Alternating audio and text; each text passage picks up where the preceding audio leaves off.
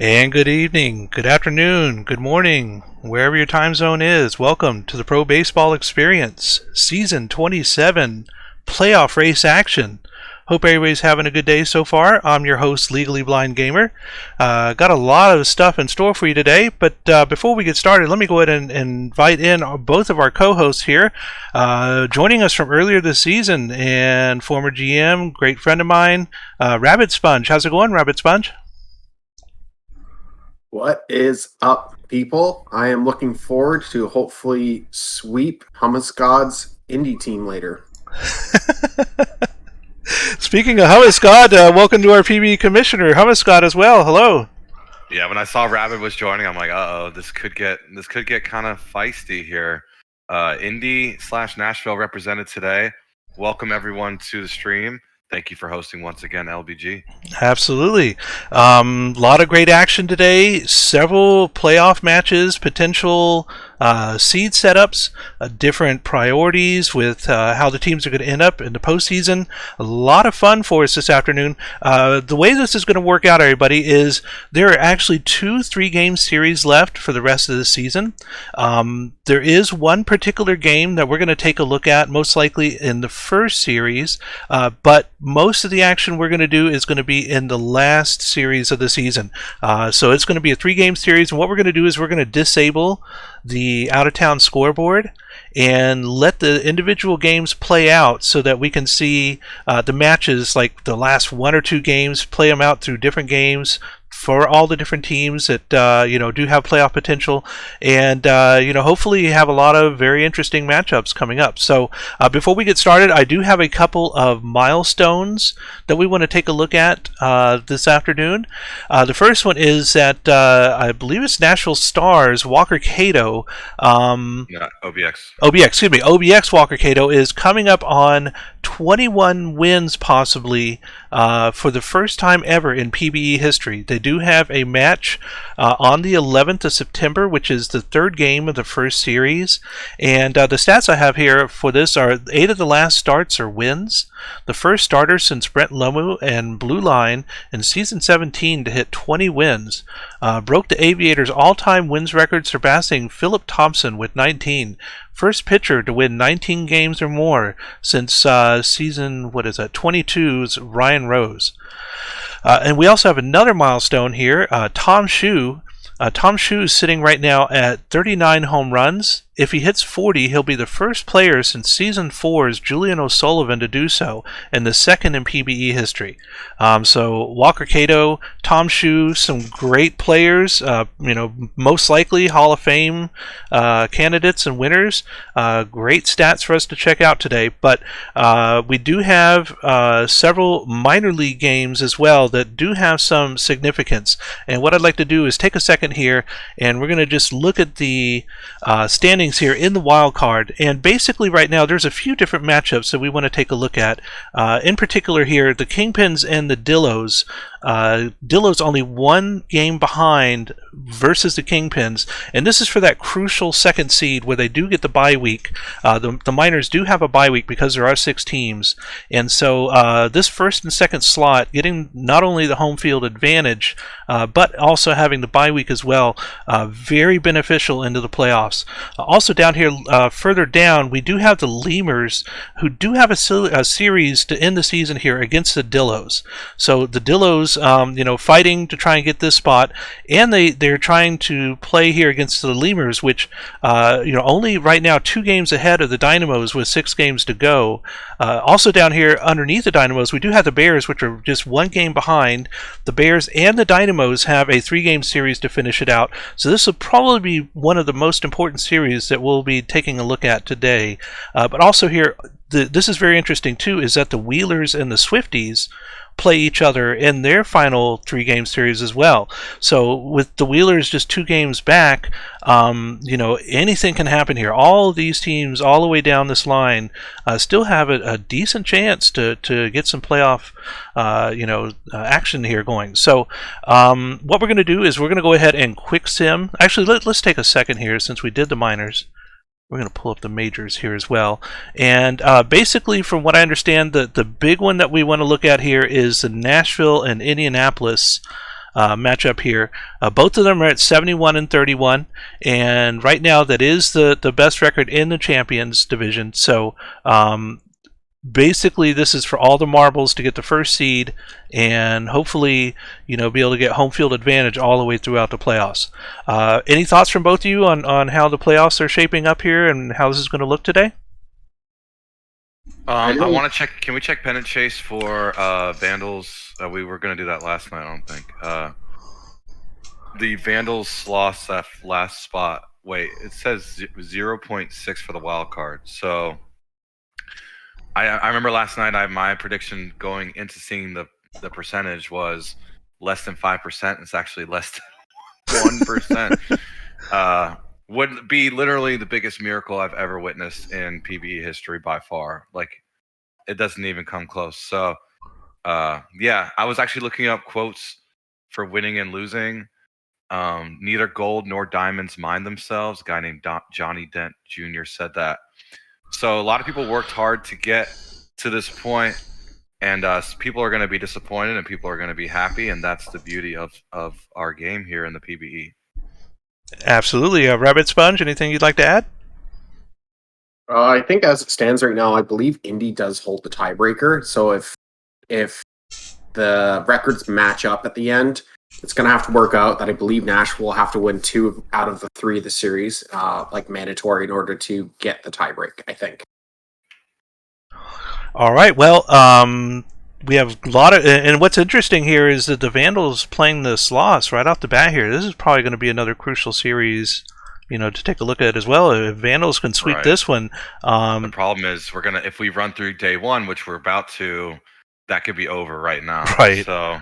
Right. All right. Well, speaking of day 1, let's go ahead and get started on that. We're going to take a look here. I believe there was no majors game, so we're going to move on down here to minors and.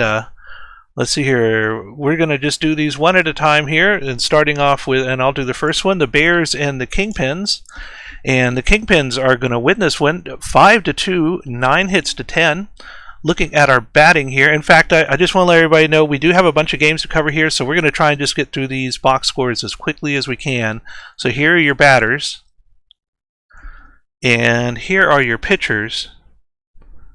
And Millis gets the loss, Grimes the win, and player of the game is Cameron Grimes. And I guess Rabbit, if you want to grab this one. Dillos are going to beat the Flamingos 4-3 in a tightly contested game. It's decided in the last couple of innings there. There's a look at your batters here. Not any huge standout performances. And then your pitching, we're just kind of split up between the pen and the starters. Someone said they can't see box scores? Huh? No, they can't. They can. I saw the stream. I see it on preview here, yeah. Refresh, Pablo, that might be able to help. Yep. Big win for the Dallas Dynamos here in the day 1 of the playoff race sim. 8 got out hit, but here's your batting. Big win, team win for LBG's Dynamos. Pine, nice game. There's your pitching. Redacted with the win. Kimura with the loss. Pine, as mentioned, great day at the plate. Player of the game. Dallas, still in it. All right, here we go. And our counterparts to try and grab the 5th seed here, the Louisville Lemurs. And the Lemurs win as well over the Firehawks. The score of 9-2, 13 hits to 4. Taking a look at our batting here. Couple multi-hit games over there on the Louisville side with a few RBIs for 3 players. Here's your pitching. Boyd Jr. taking the loss. Junkball to win. And player of the game is Jeremiah Junkball. They're saying my audio's low, so maybe turn me up on the Discord call. Hold on just a second. That's what Matt Bake's saying. Monster Man, a.k.a. Bark Murley. All right, try it now. La la la la la. There we go. Indy's goated. Nashville stinks. What? Epcat's going to take this one off the Swift Steeds, further their lead for first overall. 3-1 is your final. Berserker, 3 hits. Good day for him. And Brandonson on State College side, going the distance, but not going to be able to get W as it goes to Kansas. And Smoltz is your player of the game. And that's going to finish us off for this first sim day, the 8th of September. We're going to take a look now at the next sim day. Let's see here. So Swifties lost, Bears lost, Kingpins won, and Dynamos won, and Lemurs won, and Dillos won as well. So Dillos pulling a little bit ahead now. We'll see how this goes the next day. We're going to go ahead and fast forward here. And let's see if we have majors games as well. We do. So let me look at, I know I have some information here from Enoch, the head of the sim team, kind of laid out a little timeline for me to take a look at. Showing here for the 9th, we're just going to go ahead and quick sim all of these games here. So let's see here. I think this one's Hummus's. And of course, I was on mute. Hepcats prevail 2-1 over State College. Swifties season slipping away as we speak. There's your batting. And there's your pitching. Schultz, great game on the mound. Gets player of the game, 7 scoreless. So Hepcats taking care of business, trying to lock up that first seed. And our next game, the Bears and the Kingpins. And Bears winning this one 3-2, 10 hits to 8, just barely holding on here to take the win. Taking a look at our batting, we do have a 3 for 4 day from Underrated. Looking over here at the pitching, Gooser gets the win, and Multiopoli gets a loss. Player of the game is Sportsboy57.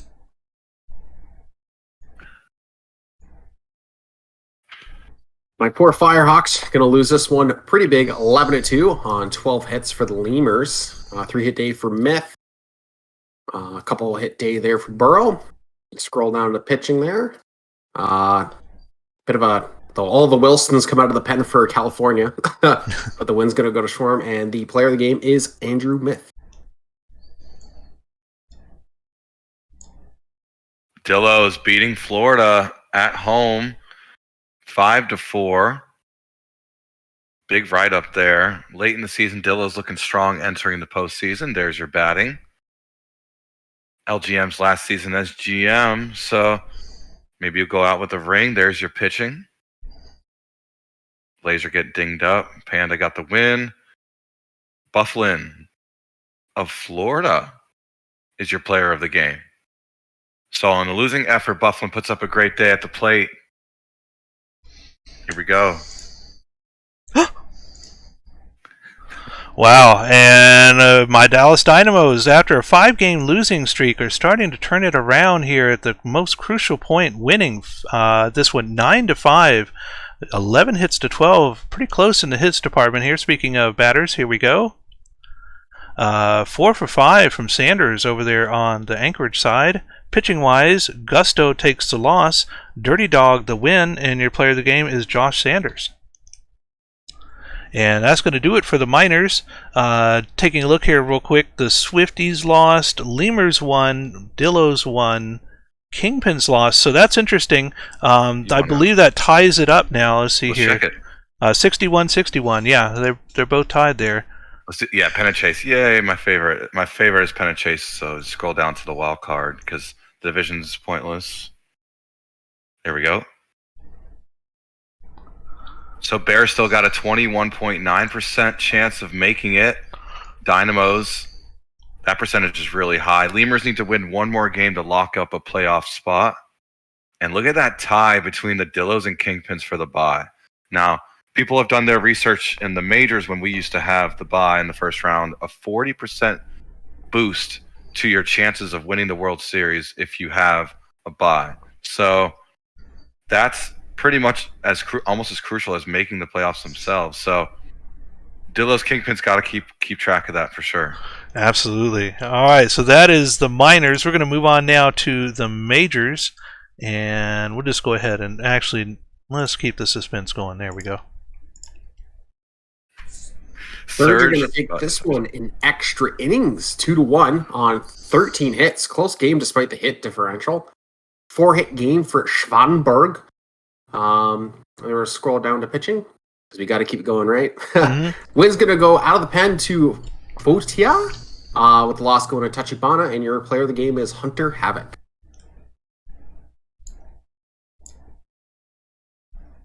And the Aviators rolling the Voyagers 12-1. Straightforward blowout at home. As AW would say, the Voyagers couldn't bring their park factors with them on the road.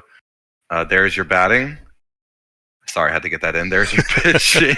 Rispod with the win, Tokiyami. Look at Rispod, for my former teammate, brother from another mother. 1 earned over 6 1/3, having a really good season. Yeah, player of the game. And our next game, the Sloss and the Vandals, and this is a crucial series here as the Sloss take the first game, and I think that might be it right there. We'll take a look here in just a second, but 3-1 is the score in this one. Here is your batting. And here is your pitching. Rogers the loss, King George III the win, and Rodriguez Jr. the save. Player of the game is King George III.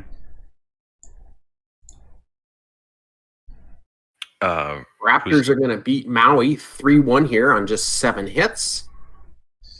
3-hit game for Pluto on Boise's side. Win going to go to Daly. Loss is going to go to Baladelli. Player game is Cenk Daly.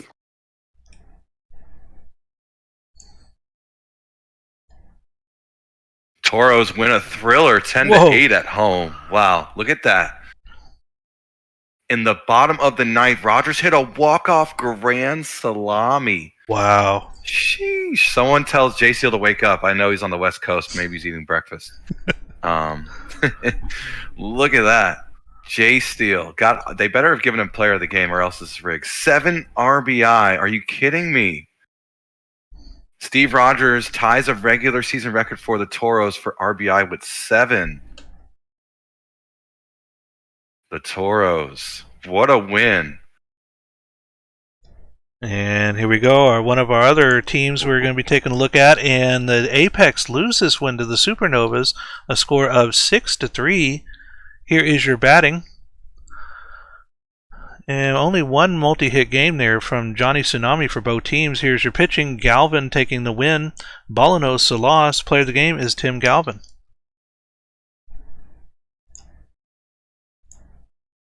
Oh, that's good. No ground gained for my Stars as they lose this one late in the 9th. Cough up the lead and lose 6-5. Couple multi-hit games on Nashville's side. 3-hit game for Armstrong and Detroit. The win is going to go to Lewis out of the pen. Diglett has a blown save, but it doesn't matter. And DJ Law is getting the loss for Nashville. Player of the game is Bobby Daring. Got to be pitcher of the year, Bobby Daring. Jacob slugs the Scorpion. Slugs as the Scorpions win 4-3. Hit a 2-run shot early. There's your batting. 3 RBI for Jacob. Chris Crush made the ball jump. There's your pitching. Player of the game is Chris Jacob. So he was the story of that one. And that's going to do it for the 9th of September. Let me pull back up Enoch's timeline here, and we're going to see what our next one is. So the 10th, saying that we're going to quick sim all the 10th, and it looks like Vandals may get eliminated here. But let's just take a look at that real quick before we move on there. Let's see here. Yes, sir. You know, this is why we're zooming through box scores. We love seeing the pennant chase interface here in Out of the Park Baseball 21. Is it over here on this side? No, they're done. They're done. Okay. Oh, yeah, Vandals are eliminated. Yep, there it is right there. All right, so sorry about that, Vandals, but that does lock in for the Sloss now. In the playoffs, so congratulations to Josu and the San Antonio Sloss getting into the playoffs again. They're like one of the mainstays of the playoffs. You know that it's like almost every season, who's going to be in the playoffs? The Sloss, seems like. So, all right, so now that that's taken care of, we're just going to go ahead and quick sim out all the rest of the next day, which is going to be the 10th. And we're going to take a look at the minors first. No minors games today, so that'll take us directly into the Surge in the Crabs. And the Crabs are going to beat the Surge here with the score of 6-1. 7 hits for both teams. Here is your batting. And here are your pitchers. Velasquez taking the loss, Tachibana the win, and Kid Carsey is your player of the game. Voyagers just squeaking by OBX here. Another extra inning games is that one run's going to be enough to win it 3-2. 4-hit game for Kuntz on New York side. The blown save to McDonald and loss to Pozo for Outer Banks, and the win is going to be Abadier out of the pen for New York. Player of the game is Ray's Funk. Jimenez shines 10-4 Sloss wins, adding insult to injury, winning the wild card spot. There's your batting. 5 RBI for Jimenez. There's your pitching. Player of the game is Chris Jimenez. There was a rain delay for half an hour, but the Sloss offense continued to perform going into the postseason. And the Maui Makos here are going to upset the Boise Raptors and get a win with a 3-hit shutout over the Boise Raptors. Nice pitching by the Makos. Here is your batting. Dawson Jr. looked like they did pretty decent. Here is your pitching. Wooler the loss. Gonzalez the win. Player of the game is Todd Gonzalez.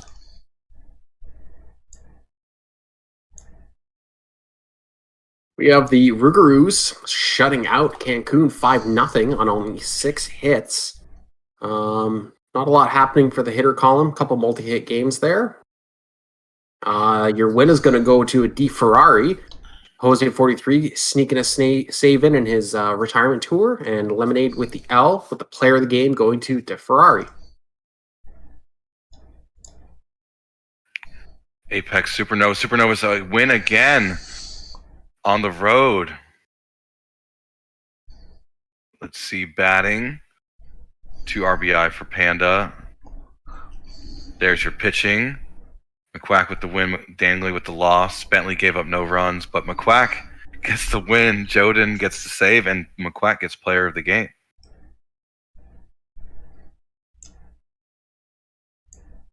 And our next game here, the Demons and the Stars, and the Demons win, going 61-43 with the score of 7-1. Here is your batting. And here is your pitching. Lewis the win, El Charo the loss. Player of the game is Frederick Urquidez Garcia. Nashville and Indy pushing it back towards each other. No, you take it, you take it, you take it. Seattle getting the win here, 5-3 over the Scorpions. Actually, when we cover the race for the Tank Bowl, I don't know who's leading that. Couple multi-hit games here for Death Valley and Seattle. The loss is going to go to Sims, who pitched the entire game, even in the loss. Hammersmith with the win. Your player of the game is actually Bingo Hammersmith. And let's take a look at that.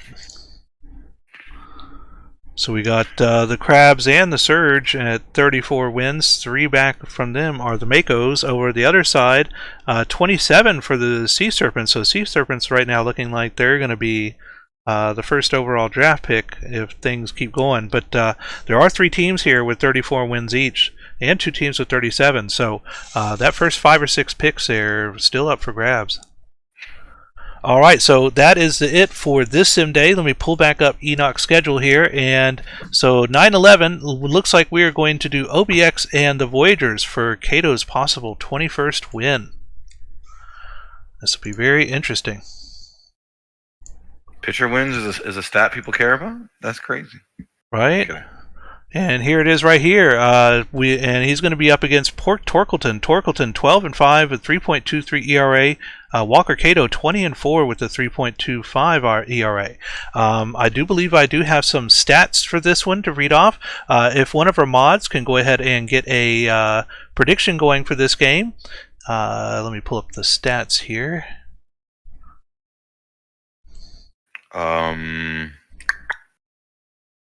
No stats for this game. All right, so not to worry. Let's see here. Who? Okay, so we still have that previous one. Oh, it's going to be who's going to win OBX versus New York Voyagers. And right now, only a few points in. If everybody wants to get in your submissions, now's the time. And there we go. Now the channel points are starting to flow. And wow. I gotta run double duty here for mod / co-host, so it's just going to be straight who wins for today to keep it simple. No problem. That sounds great. So we're at, wow, almost 20,000, over 20,000 channel points now in this one. 50-50 is the score. Pretty close here. You have about a minute left to get your submissions in. Let's take a look at the lineups while that is going on to get a better look at and see how this is set up here. So right now it looks like 1, 2, 3, 4, 5. So 5 for OBX in the batting department, 2 for New York Voyagers with 2 ties. So OBX with the advantage in batting and with the advantage in pitching, of course. So, but not far behind, 73% for Port Torkelton. So this is going to be a real pitcher's duel here, I think. You know, maybe a low-scoring game. We'll have to see. But looking back over here at our submissions for the prediction, we do have, wow, almost 50,000 channel points in now. If anybody wants to make a big payday, now's the time to do so. This is going to be a great game to watch here. We're going to bring the energy. Uber Eats is on the way. So I'll do first 3, Rabid second 3, and Hummus finish it out? Yes, sir. Good luck to Walker Cato. Trying to get the record-breaking 21 wins is actually insanely impressive. And getting the last second submissions in here, we are over 50,000 channel points now. Currently it's 51% OBX, 49% New York Voyagers. So very close in the little bit more. Oh, getting some more in right at the last second. There we go. And that pushed us over 55,000 channel points here. So big game coming up. A lot of channel points to pay out, hopefully. So we're going to get started. Oh, before I do that, let me just go back here and make sure I do this. We gotta double check too. Is Shu at 40 HRs yet? Oh. Because that'd be a really good birthday present today if he could hit 40 home runs. Happy birthday, Shu. Let's take a look here.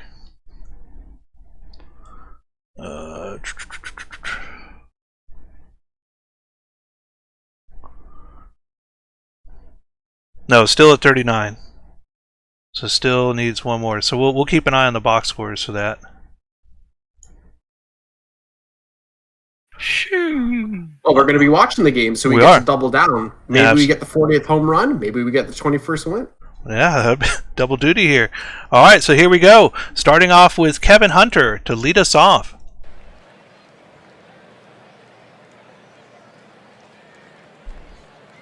And of course, I did not fix the player sizes before we got started, so let me go ahead and take care of that real quick.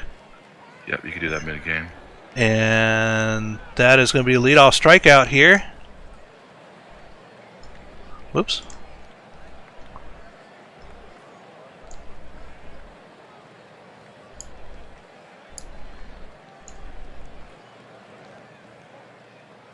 All right, there we go, and back into the action as Rusty Kuntz comes up, and Rusty over the left field fence, and that's going to be a home run as the New York Voyagers go ahead early, 1-0. Next up, Kirk Swerve to the gap in the left side, and Swerve's going to be on with a single. Only one out still, and here we go. Tom Shu, hot hitter Tom Shu. They're going for the steal, and he's going to get it. Swerve at second. Tom Shu. And this is going to be a fly out into foul territory, left side. That's going to be out, but Swerve's still at second. And this is going to be a towering shot towards deep center field, caught at the warning track. And Slim is out as that retires aside. Moving on now to the bottom of the first. OBX up now. This is a tapper third baseman. Throws across and is unable to make the play. And Dub City's going to get an infield single here. Hard hit ball down the left side, and that's going to be a double. Is the runner coming home? Yes, the runner's coming home in the throw, and he's going to be safe. And it is now 1-1 as OBX gets one on the board with an RBI from Jachenberg. And this one, a tapper to shortstop. Is he going to make the play? Yes, just barely in time. Is able to throw Cologne out. Bergen Cannon. Oh, and they get the steal. Bergen Cannon, and that's dropped into right field, and this is going to be a 2-1 game here as Bergen Cannon gets an RBI. And this looks like a flyout here to left field, and that's going to be out number 2 as Latours gets out, and here's Dan Halen. Dan Halen, hot hitter right now, and they're going to fly out to center field, and that will retire the side, leaving a runner stranded, but they get 2 on the board. It is now 2-1. Let's see if Voiders can respond here. And we'll get a strikeout from Rodriguez, and that'll bring up Jackie Daytona. Daytona through the gap in center, and that'll be a base hit. Daytona on first, and here comes Pretzelman. Pretzelman, and that looks like a flyout to left field. That will be an out. Out number 2 here, and here comes Weedham Boys. Weedham Boys will take a walk, and that'll wrap us around to the top of the order. Kevin Hunter coming up now. Hunter, to the gap in center. This might score a run here. No, they stay, and juices are based for Rusty Kuntz. Rusty, a tapper. Shortstop tries to make the play and is unable to in time, and they get the run off the infield single there from Rusty Kuntz. Kirk Swerve, juices base still, and this is past the first baseman. This could score 2. Here comes 1, here comes 2, and the throw is not in time. And New York responds in force here with 3 runs now in the top of the second. Tom Shue is trying to get that home run record here, and that's going to be a flyout to center field, a deep shot, but does not make it, as that'll retire the side. We now move to the the bottom of the second. OBX, and Linus Riverboat will strike out, and now Tex Walker. Walker, this looks like a flyout to left field here, and that's going to be out number 2. Tyler Swift on a cold streak right now. Tyler to the third baseman, throws all the way across, makes the play, retires the side.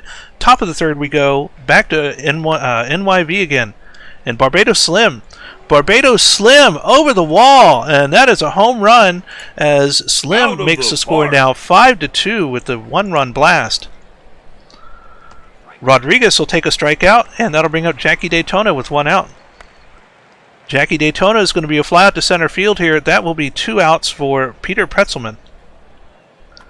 Pretzelman, line drive to the right fielder, and that retires the side as we now move to the bottom of the third. And this will drop in front of the left fielder, and leadoff hitter Dub City will get on with the single. Is Dub going to go for a steal? There they go. And that's going to be steal number 63 on the season for Dub City. And we'll get a walk here from Dratchenberg. We might see a double steal here. Let's see. Right to the third baseman, the 5, the 4, and the 3, and they get the double play, but the runner does advance to third. A towering shot towards right center field, but that will be caught, and that does retire the side as we now move on to Rabbit Sponge. Voiders up by 3. Well, he called for a double something, and so it just was a double play. Cato's still in. Pitch count getting pretty high here, and he's getting lit up. Weedham Boys singles right up the middle. Kevin Hunter, I think, stares at a strikeout. Nope, they just decided to test first. He's going to drop it into the outfield. 2 runners on, no out. Cato at 74 pitches now. Into the gap is Rusty Kuntz as he is on fire right now. They drive in a run, make it 6-2. Kirk Swerve steps on up. That's to the pitcher. That's an easy out. Shue, chance to do something. Strikes out. He's got the pressure on him right now, I think. As Farron Bin-Cadden is in, and Cato's chance to get win 21 is gonzo. So close. Walk there for Mr. Halen. Runner on, 1 out. Is this a double play? No, it's going to be nothing as he's able to beat out the throw at first. There's your double play, as that's going to end that inning quickly for OBX. Next up is Benny Rodriguez, but that's a grounder to short. He's going to get tossed out at first.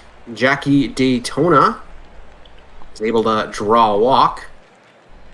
Wow, third pitcher in here already. Another walk here. It's going to put 2 runners on.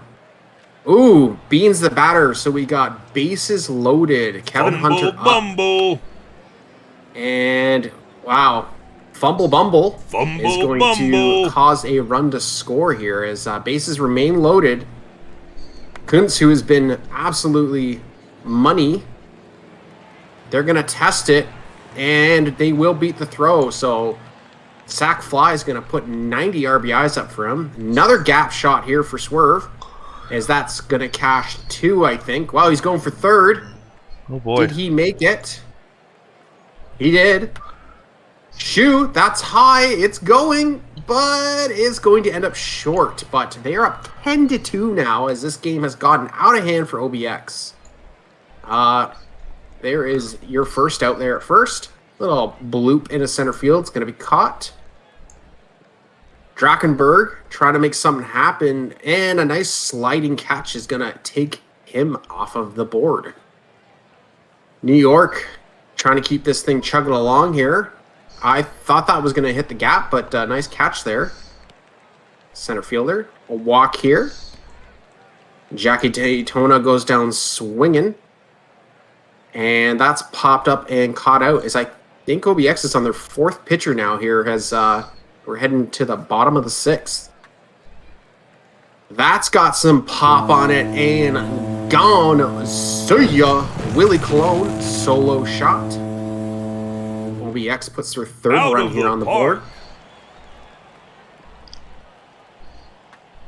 Bergen Cannon grounds out, as there's your first out.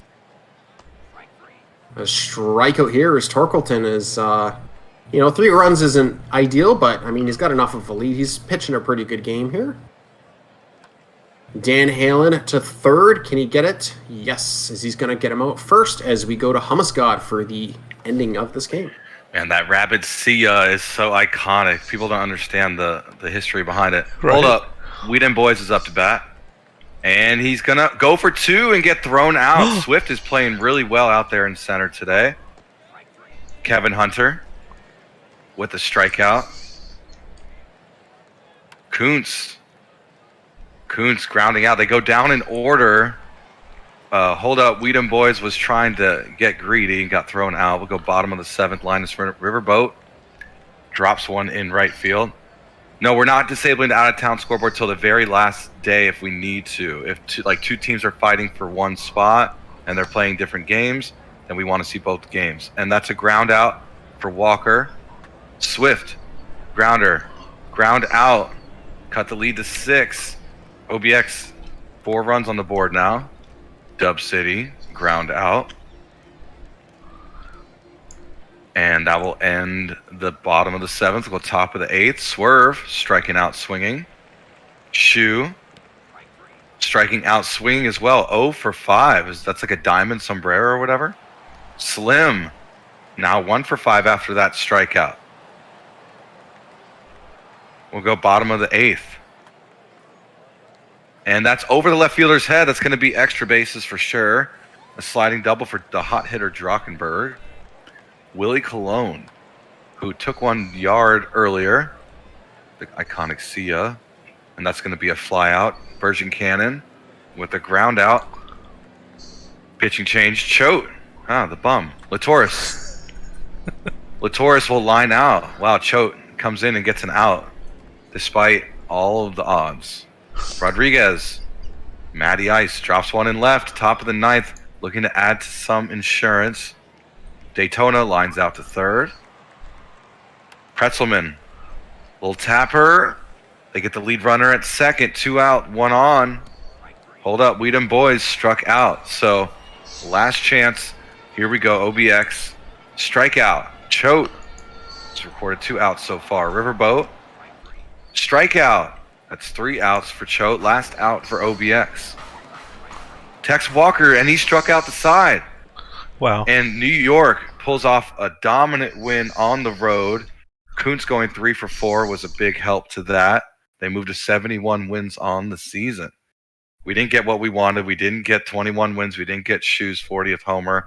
But we did get a big win for New York here. There's your batting. Kuntz and Swerve played well. There's your pitching. Player of the game is Rusty Kuntz with those 4 RBI. And that'll take us to our next game here, the Surge and the Crabs. And the Crabs beating the Surge here with the score of 8-2, 14 hits to 5. Here is your batting. Couple multi-hit games, 3 RBIs for Ruiz. Pitching-wise, Rolo gets the loss, Leaf the win, and Julio Ruiz is your player of the game.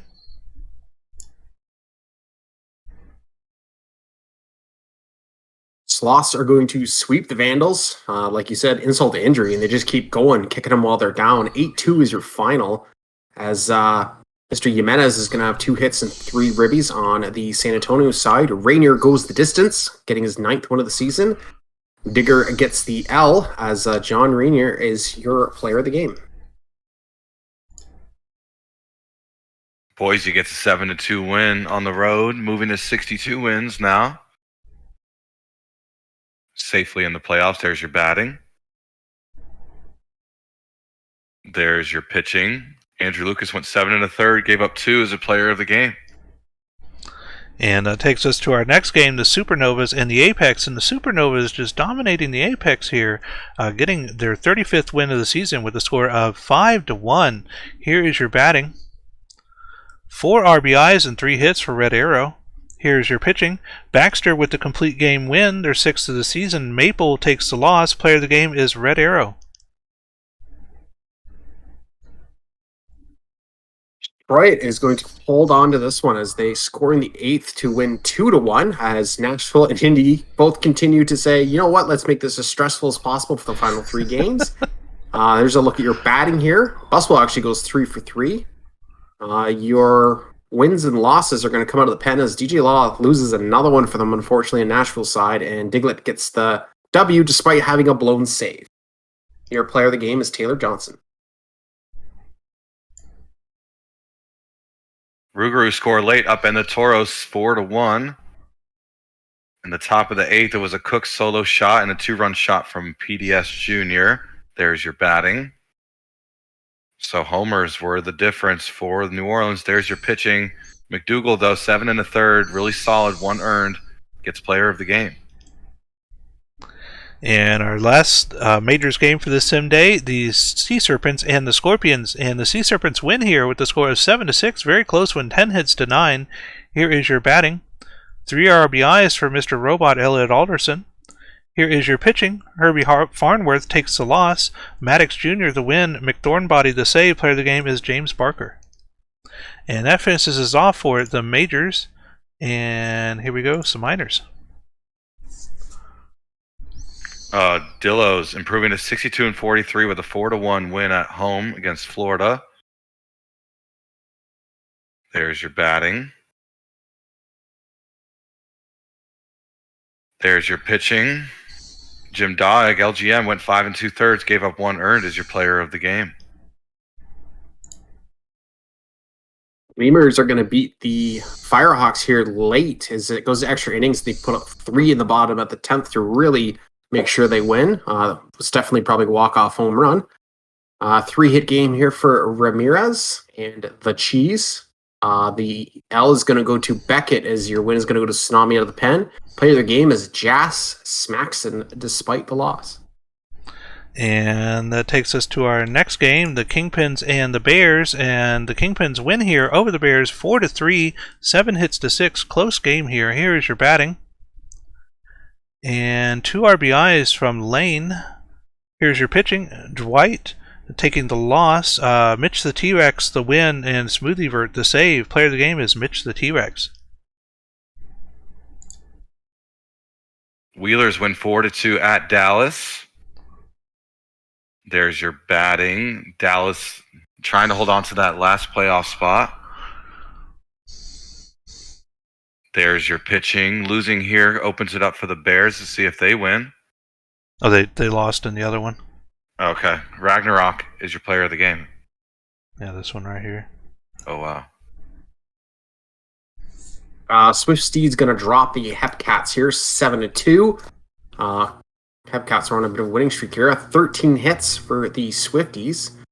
A couple multi-hit games, nothing quite standing out, as your win is going to go to Trent Bolt Jr., and your loss is going to go to Mr. Davies, as Mr. Bolt Jr. is going to be your player of the game. And so we're going to take a quick look here at the pennant chase for the wild card. And here we go. So the Lemurs are now in. The Dynamo's magic number is 2, so we need at least 2 in order. But it's moved up now from 78 to 85%.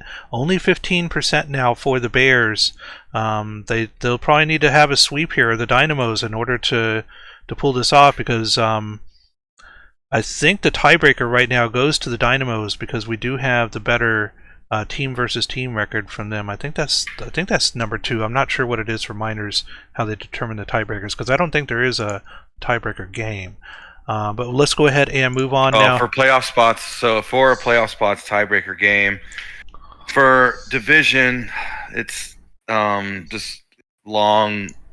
It's head to head, and then there's like a whole list. I can't remember top of my head, but I know that for the last playoff spot, for a playoff spot, it will be a tiebreaker game.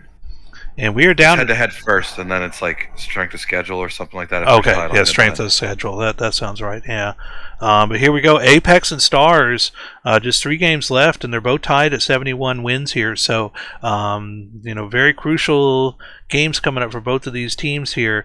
It's pretty much determined everywhere else around the league as far as the seeding goes, but this looks like the one to keep an eye on here for the next few games, or sim days at least. I'm going to go ahead and pull back up the schedule here from Enoch to see what our next priority is, and let's see here. Last 3 game series starts here for Miners. No majors games. Check pennant race to make sure that the what was that? Sports Ghost 95, thank you so much for subscribing, your 4th month as well. Thank you very much.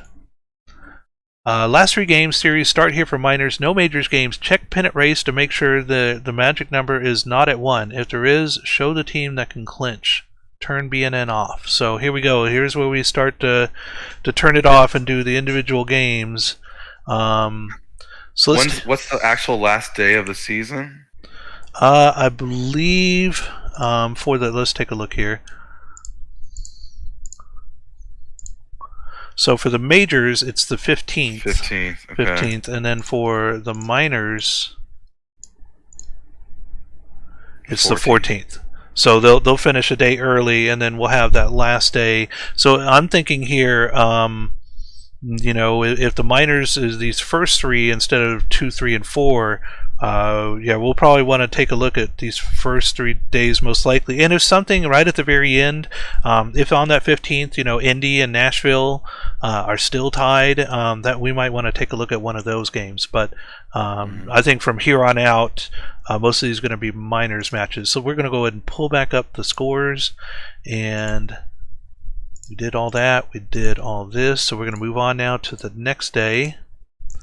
And no majors games. Yep. And so here we go. So we have the minors here. Now let's take a look at the Bears Dynamos. Sheesh. Yeah, this is probably the one we'll want to take a look at here.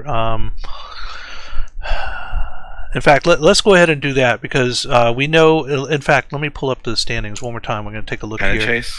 Yeah, let's see here. So still tied here for the Dillos and the Kingpins, and Bears 2 back now. Wheelers 3 back, and Swifties Lemurs are in 100%. Yep. So it's coming down to Dallas, Bruce City, and Anchorage. Anchorage probably has a less than 1% because those 2 teams are playing each other. We could check their percentage, but it's not looking too strong. I don't even see them on here. Keep going down. Yeah, they're not even so. They must have a less than 0.1%. Yeah, chance. It would have to be both teams. And I don't, with both teams playing each other, I don't think there's a way. If they were playing somebody else and they both lost 3 games, there might be a chance there. But since one of those 2 teams, the Dynamos or the Bears, are going to get a win regardless, I think that's where the impossibility comes into there. Wait, why does he want us to turn out of town off? I would say turn it off only if there's like fighting for a last spot. There were actually 3 teams fighting. So you think we should just leave it on for this one? On. Yeah, definitely. Okay. All right. Well, we'll take a look again on the next sim day and see where to go from there. I do have. Go ahead. Do you want to watch? This first game, Dallas Bruce City? I think if Dallas wins, it's over. Yeah, I think so. I think that's the one to watch there because then that would push them 2 back, and the Dynamos, I think, do have the advantage in the strength of schedule. So. All right, so we do have some stats here to read. If Rabbit wants to go ahead and get the prediction going for this one, I'll take a look at that real quick here.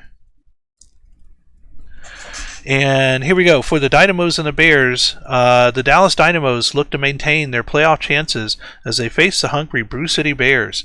Dynamos would be the 6th seed if in the playoffs started today and hold a 1-game lead over the Brew City Bears, in fact. The key to victory for the Dynamos is the run game. Dallas is currently first in the minors in stolen bases. They're also led by key batters Elliott Spencer, Riddle McGee, and Kay Faraday. The pitching has not been their strong suit as they are in the bottom 5 of the league in all notable pitching stats. Notably, the ERA is 9th at 5.09. The Brew City Bears are looking to prove they belong in the playoffs. Unlike the Dynamos, the Bears are almost the opposite with much better pitching, however, not a single hitter above 300 batting average. The Bears have their most success by controlling the bases. They are top 3 in the league in both walks allowed and strikeouts. Their bullpen is also better than the Dynamos by almost 1 ERA, so if this gets to be a battle of the bullpens, the Bears have the advantage. Game notes. Riddle McGee for the Dynamos is on pace for an incredible 5.0 WAR for the season. He could have his name all over this game. Brew City's underrated is on fire. 4 home runs and batting .483 over the last 7 games. Rated could have a field day against this Bears staff.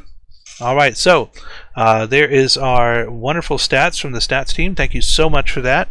And we're going to pull up our matchups here and take a look. And of course I didn't do it again. Let me go ahead and take care of this real quick. There we go. Alright. And here is our matchups. Batting wise, it looks like it's pretty much going to be Brew City Bears all the way down the line here, except for Riddle McGee and a tie with McLaughlin. But the Dynamos do have the advantage here with Jenkins Miller and Eddie George over on the other side for the Bears. So let's take a look, see how the predictions did here. And so we have Dynamo 67% with 55,000 channel points versus 27,000 channel points for the Brew City Bears at 33%. So about a 2-to-1 margin here. I think the Dynamos are going to win this one. And we're going to do this one with Rabid starting off, Hummus 4 through 6, and I'll finish it out. So here we go. Kay Faraday is going to start us off as the leadoff batter.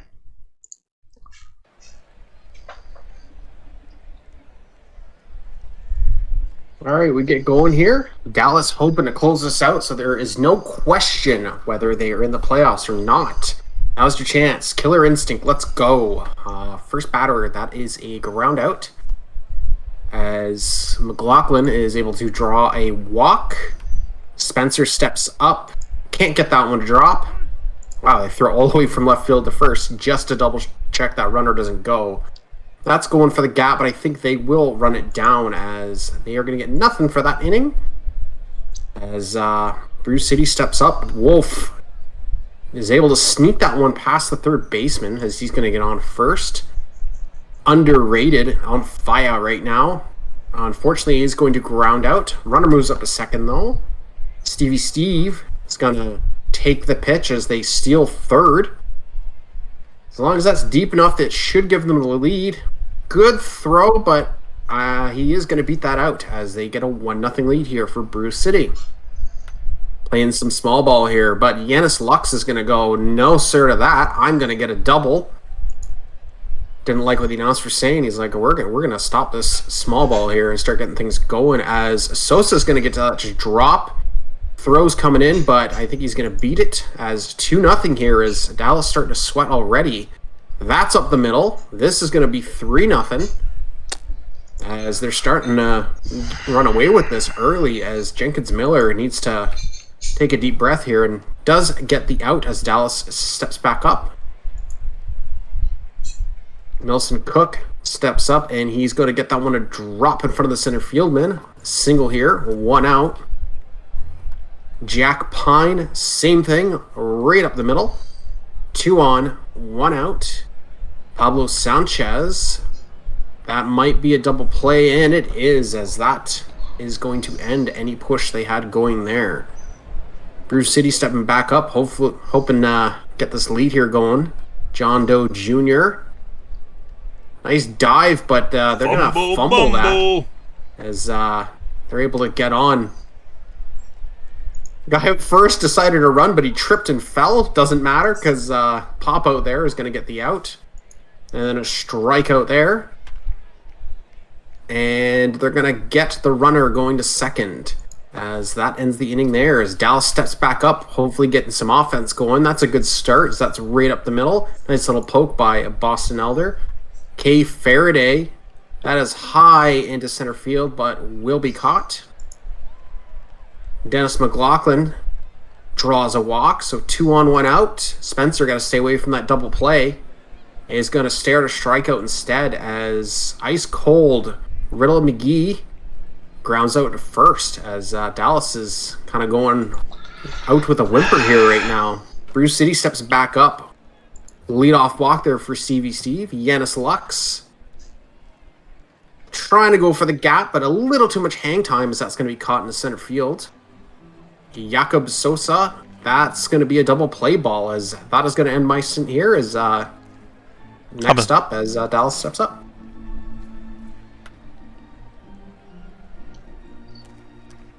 Hummus? Fumble bumble. We're here, and that's a stolen base. Stevie Steve, 25 stolen bases now. Oh wait, we're on Dallas batting. Pine is going to walk.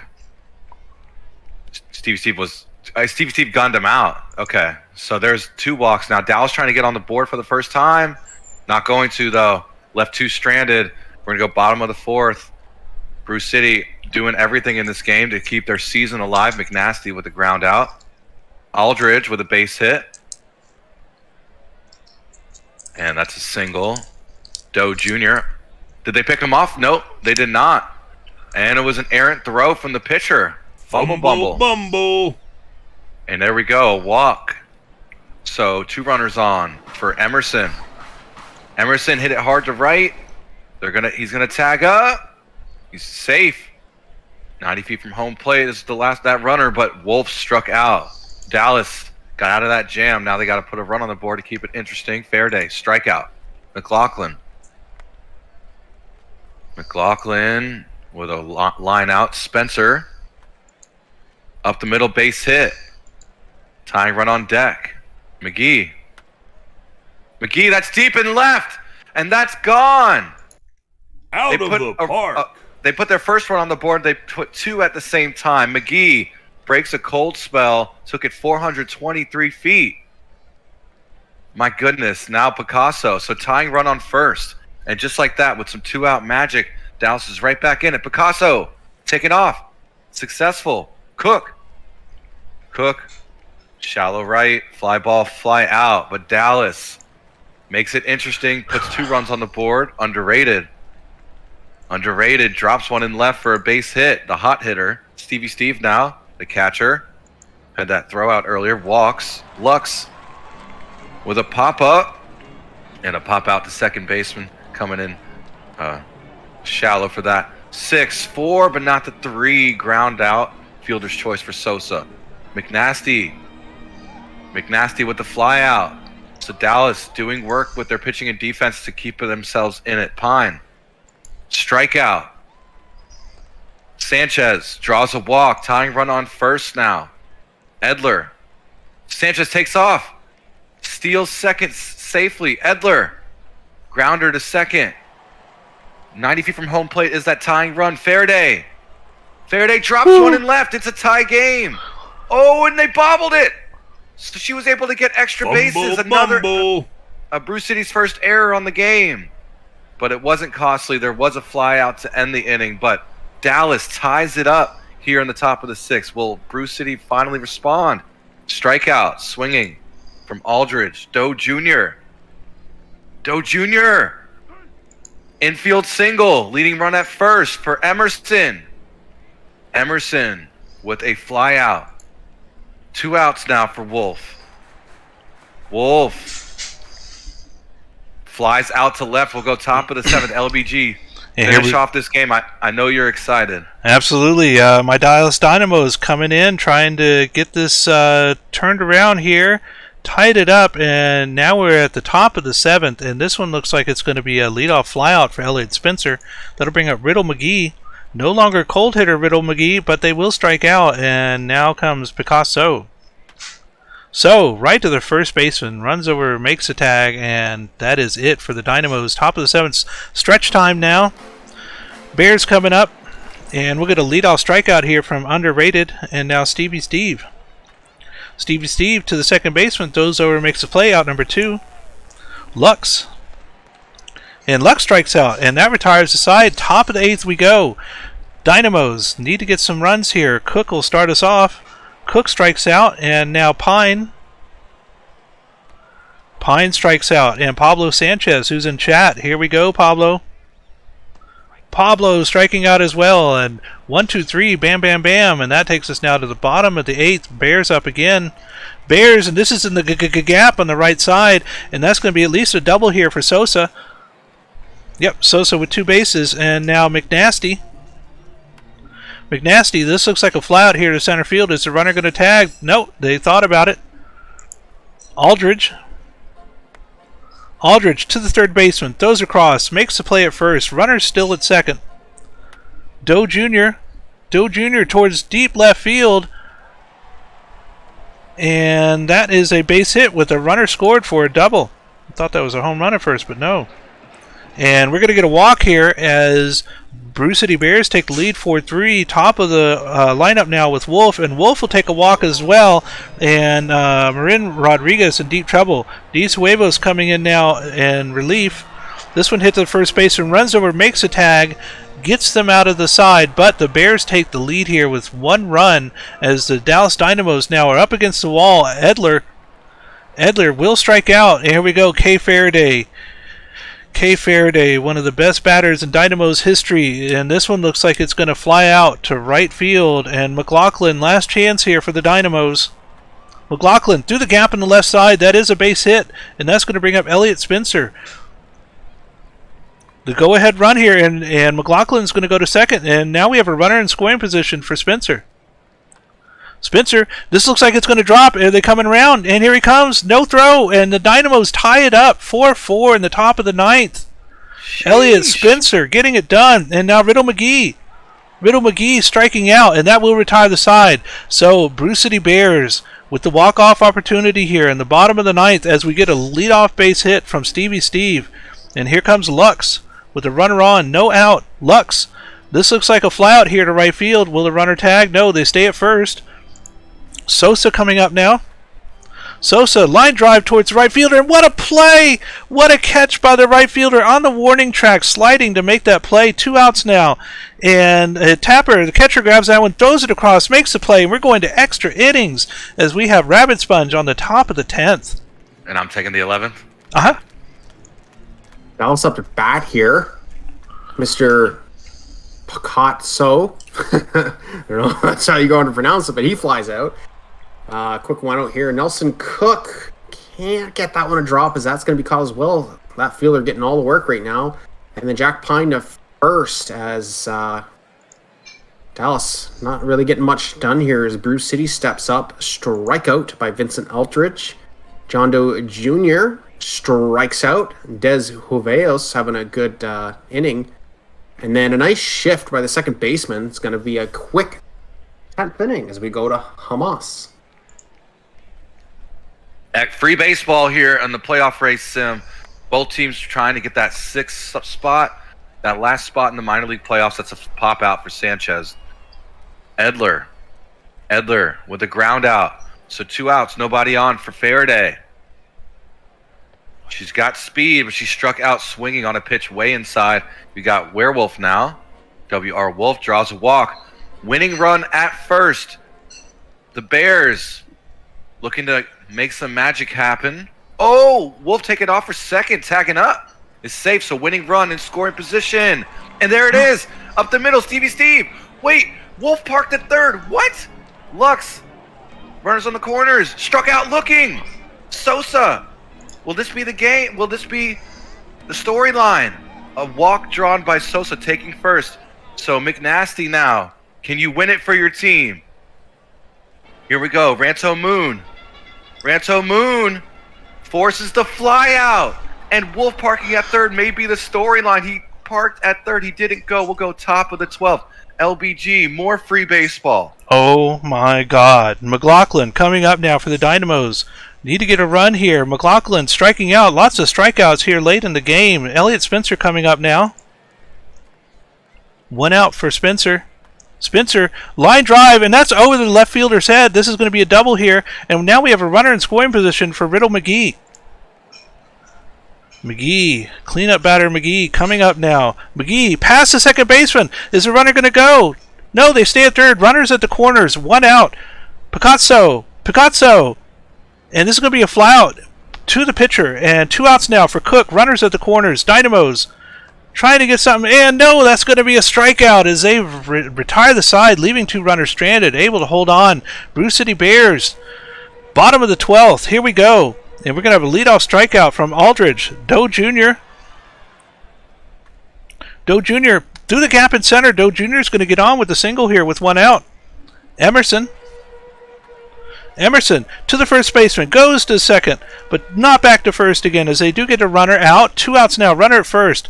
This one to the first baseman, and they go over and make the play. And now we go to the 13th with Rabid Sponge. 4-4. Oh my lord.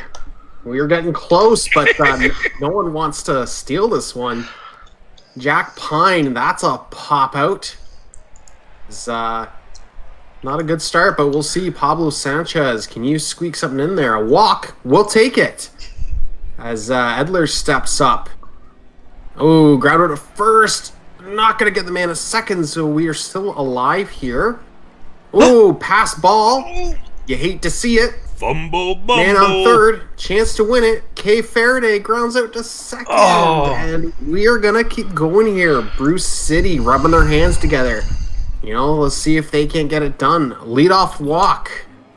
Good start. Stevie Steve can't get this one a drop as the fielder will pick that up.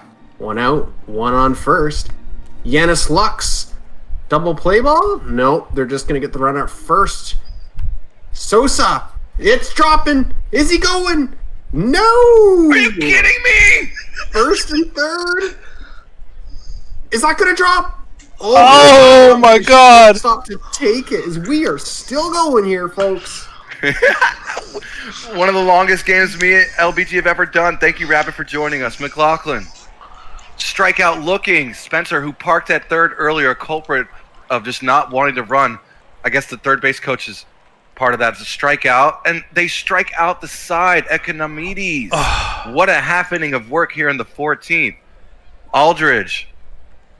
Walk-off potential here. What the? Oh, and it drops. Shortstop gets behind it. Winning run on first. Here we go. Fumble bumble. And a shallow fly ball in right. Runner's not going to tag. Emerson still winning run on first. Can you bring him around the horn? That's going to be a fly out. Here we go. Last chance for a walk-off. Werewolf. Grounder. Ground out. We're going to the 15th. Here in a playoff race. A dire game for all the marbles pretty much. Bruce City's got to win to stay alive. Top of the 15th. LBG. Oh my goodness, my heart rate is going here. Here we go, and we're going to get a leadoff walk here from Picasso, and that'll bring up Nelson Cook. Oh, and we'll get a pass ball, fumble bumble, and that'll move So to second in scoring position. A strikeout from Cook, but that'll bring up Pine. 1 out. Pine, this looks like a fly out here to left field, and that's going to make it 2 outs. And Pablo Sanchez to the second baseman, makes the play. The side is retired, leaving a runner stranded. And here we go again. Bottom of the 15th, the Bears. Man, these bullpens are going to be depleted after this game, that is for sure, as this one's hit to the shortstop and Underrated is thrown out. Steve now. Steve to the first baseman, runs over, makes a tag. Out number 2, Lux. No way. Lux. And this is going to be a fly out here to center as we're going to go on to the 16th with Rabbit Sponge. The 16th! Well, hopefully you packed a pillow because you got to get some quick power naps between the innings as we got a strikeout here to lead it. Kay Faraday drops one into center field. Runner on. McLaughlin steps up as another pitching change as they are just burning through it. That's up the middle. We've got some momentum here. Runners on first and second. 1 out. Spencer, we got a double steal. 2 for 1 as they both make it. Pop fly deep will get it. I think this is going to be the lead. And yes, 5-4. We got a runner in third still. Chance to pad this lead if you can get this to drop. Wow. What was Not that? what you would expect, but a little bloop up the middle. Gonna get that 6th run in. Runner on first. A walk keeps us going as Mr. Armour is in trouble here. Nelson Cook, that should end it, but a 2-run lead this late? We've seen some crazier things happen, but Bruce City praying they can tie this up. Sosa sneaks one up the middle. Good start for them. A runner on. McNasty steps on up. That's gonna drop as you've got 2 runners on, no outs. Dallas sweating a bit here. Aldridge. That's up the middle. Is that gonna be 1? No. You got to pull paw. You got to pull paw. What? I guess we're out of pitchers. Yeah, Paul walks in the 5th run. Oh no! As he is just piling up the pitch count. Oh, he's still out there. Emerson. Oh no! Oh, you hate to see it. 2 walked-in runs to tie it. Can they get out of this? A strikeout. He's up to 50 pitches. Yakel Red steps in. No way, bro. No way. Oh, don't tell me we're gonna keep going. In a ground out. Oh, No way! way. No way. We're going to the 17th. Here we I started go. eating my Chinese from Uber Eats, and I thought the game was over. We're going to the 17th. Pine. That's gonna drop in left. This is the craziest game I've ever witnessed. Sanchez. Up the middle. Base hit. Are you kidding me, OTP? Edler. 2 on. Nobody out. Grounder. Back to the pitcher. To the second baseman. Runners on the corners. 1 out. Faraday. Strikeout. McLaughlin. I was like, no way. When base is loaded, you walk in 2 runners, no outs, and they record 3 straight outs. That was absolutely bonkers. We're going. I think this is it here. Here we go. Lux. Winning run at the plate. Strikeout for Red. Sosa. 4 homers on the year. Will it be 5? Grounder. Ground out. McNasty. 10 homers on the year. Draws a walk. Winning run on first. Can Aldridge bring Sosa, McNasty around the horn? Excuse me. Here we go. That's past the third baseman. Aldridge. Crack the bat. Runner. Oh, parking at third. Gotta watch that. Doe Jr. 2 outs. Oh, No! win it! Bruce City wins it in the 17th with a passed ball. A wild Bumble, way to win this bumble. wild game. The Bears season Bumble, still bumble. alive. The craziest game I've ever seen. 17 innings on stream. I think that has to be up there with the It record. is. For at least Look us, at yeah. this graph. Up, down, up, down. That was LBG's heart rate during the game. Up, down, Why up, a down. half ball to win it? Why? A passed ball to win it. Because why else? How else is this wacky game going to end? All the parking on third, all of the craziness of a pitcher in the black and stamina staying in the game, walking in 2 runs, and then they get 3 straight outs. What a freaking monster of a game. The fans got their money's worth for sure. Starter, Out of or the was park. it still all your relievers? That's what I'm worried about now. Right. Uh-oh. It was all their relievers too. It looks like. Wow. Valor, thank you for the gifted sub. Oh my god. Well, there's your batting and there's your pitching. I got some records here.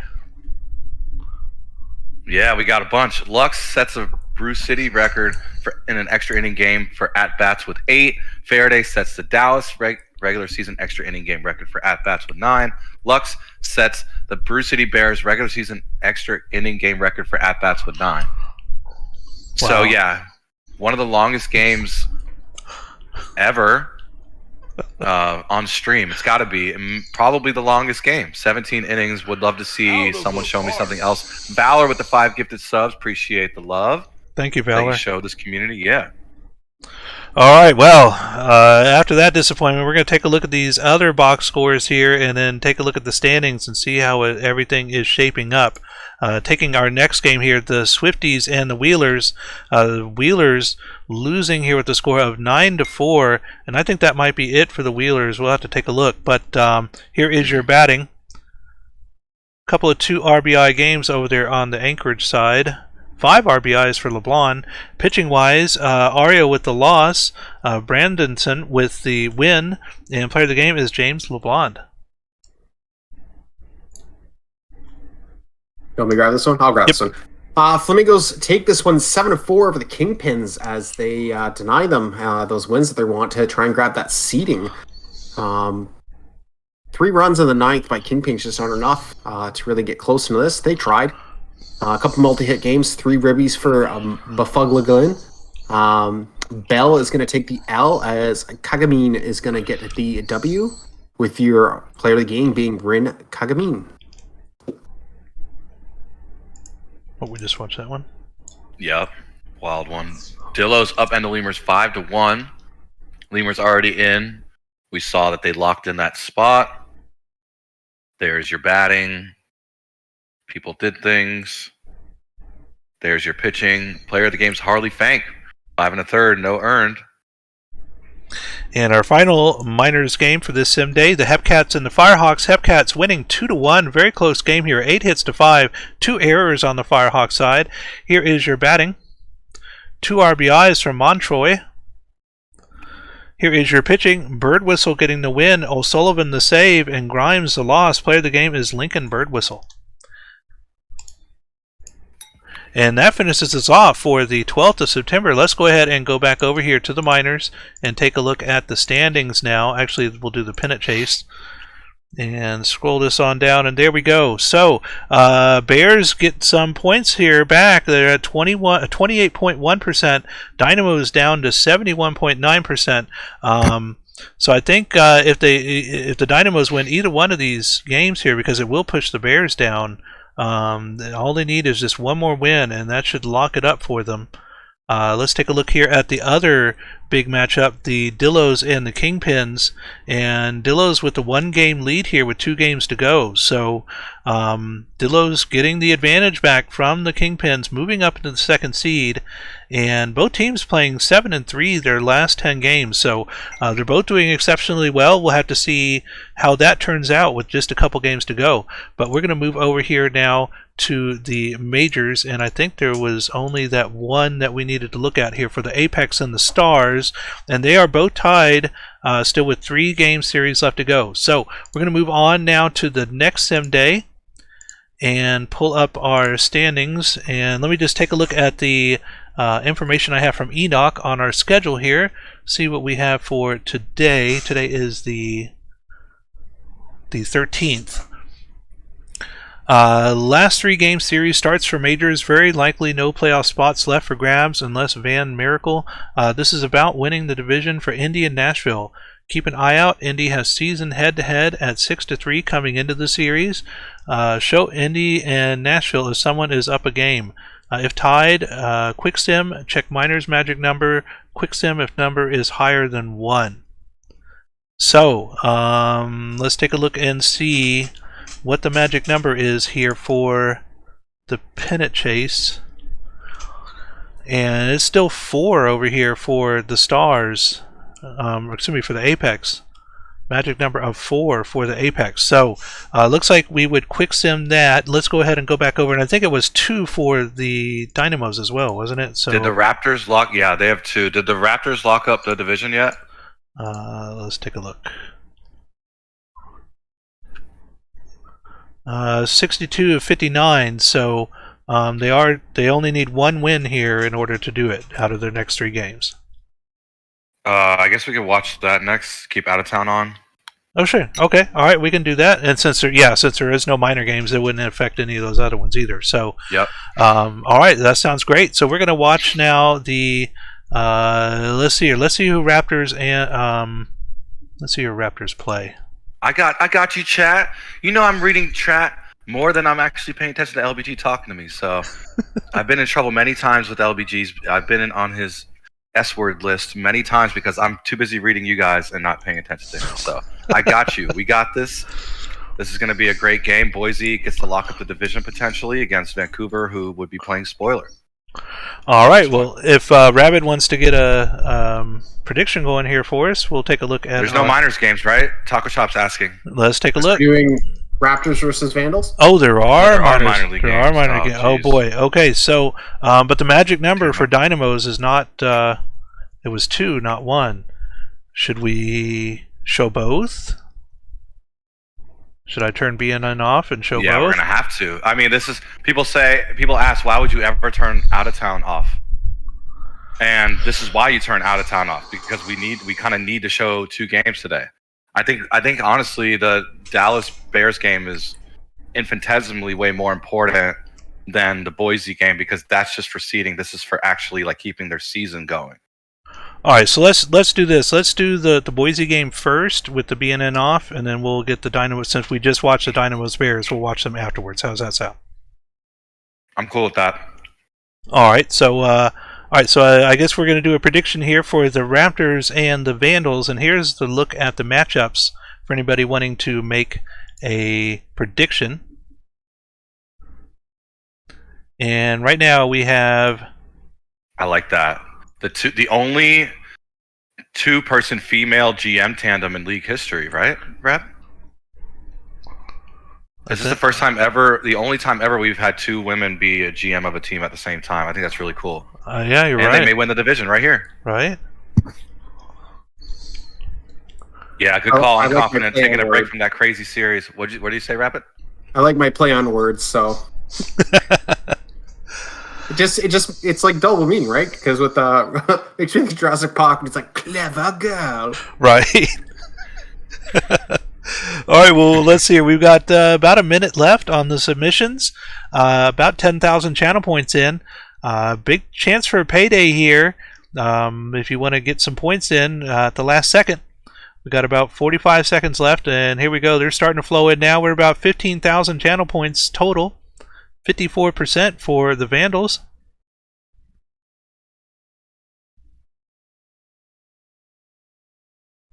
Someone's asked if Boise loses, do we need to watch the Sloss? I mean, there's so much time left. They still have a mountain to climb. I mean, so like we're only watching this because they could win it today, and we need to take a break from Dynamo's Bears because that's like the only other great situation happening.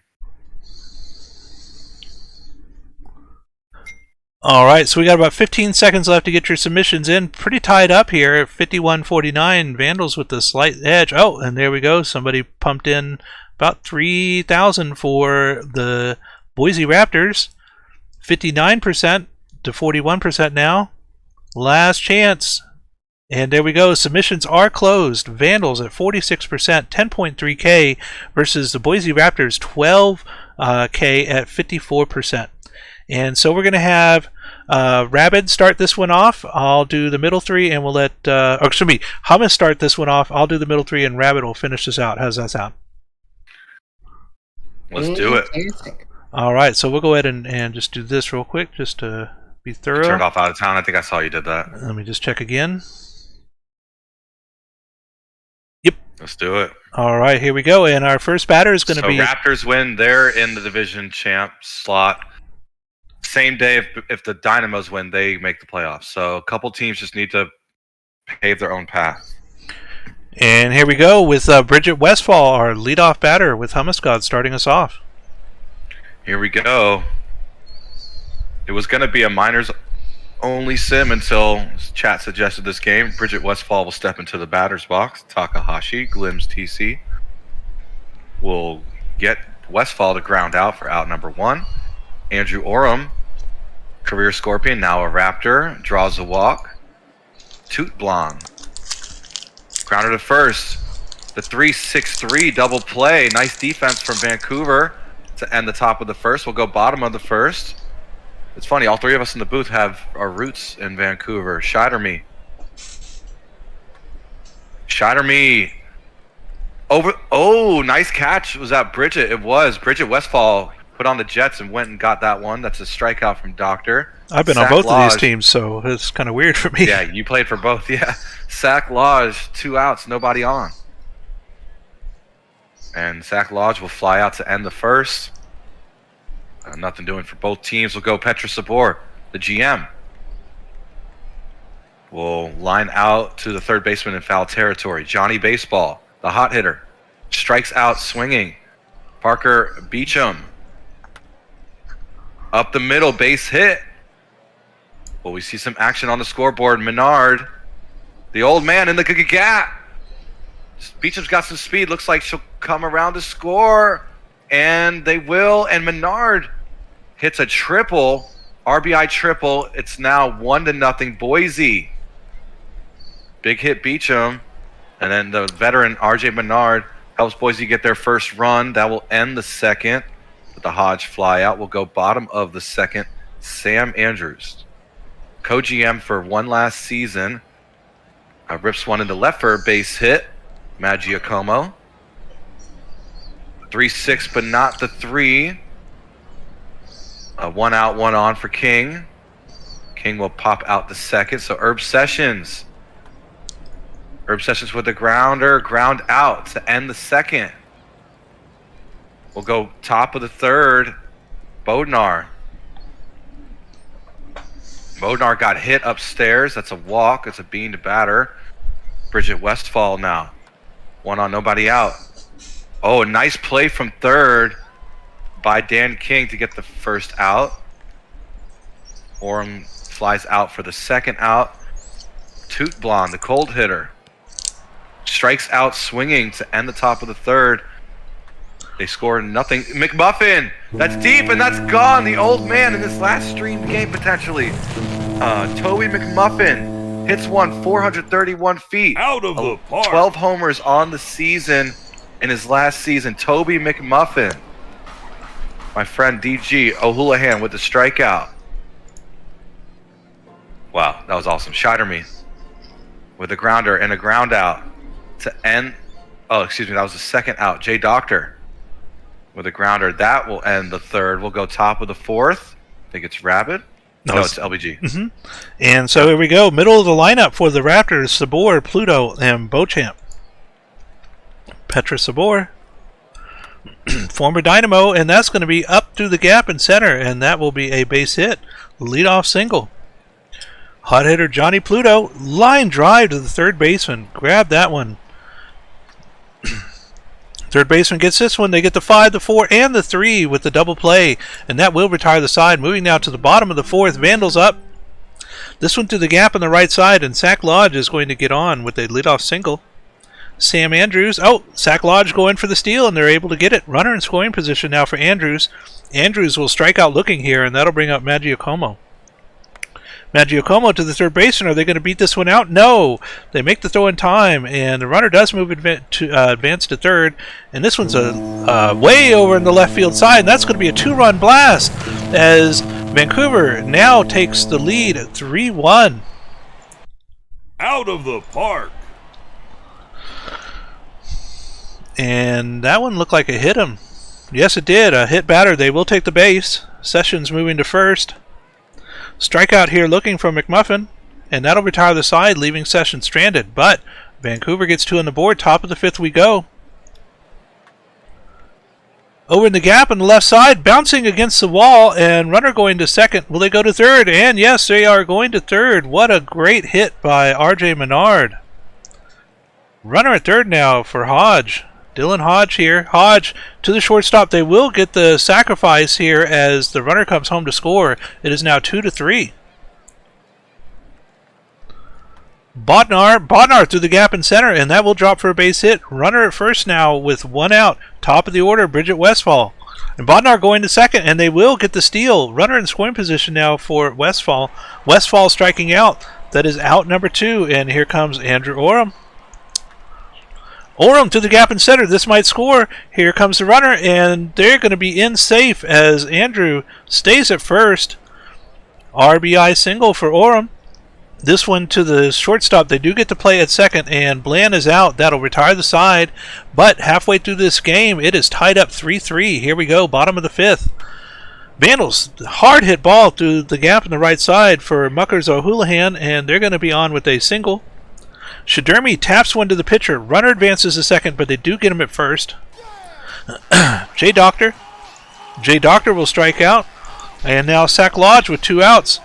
Sack Lodge will get thrown out there, and that'll retire the side. Here we go, top of the 6th, 3-3. Middle of the order again for the Raptors. Sabor up.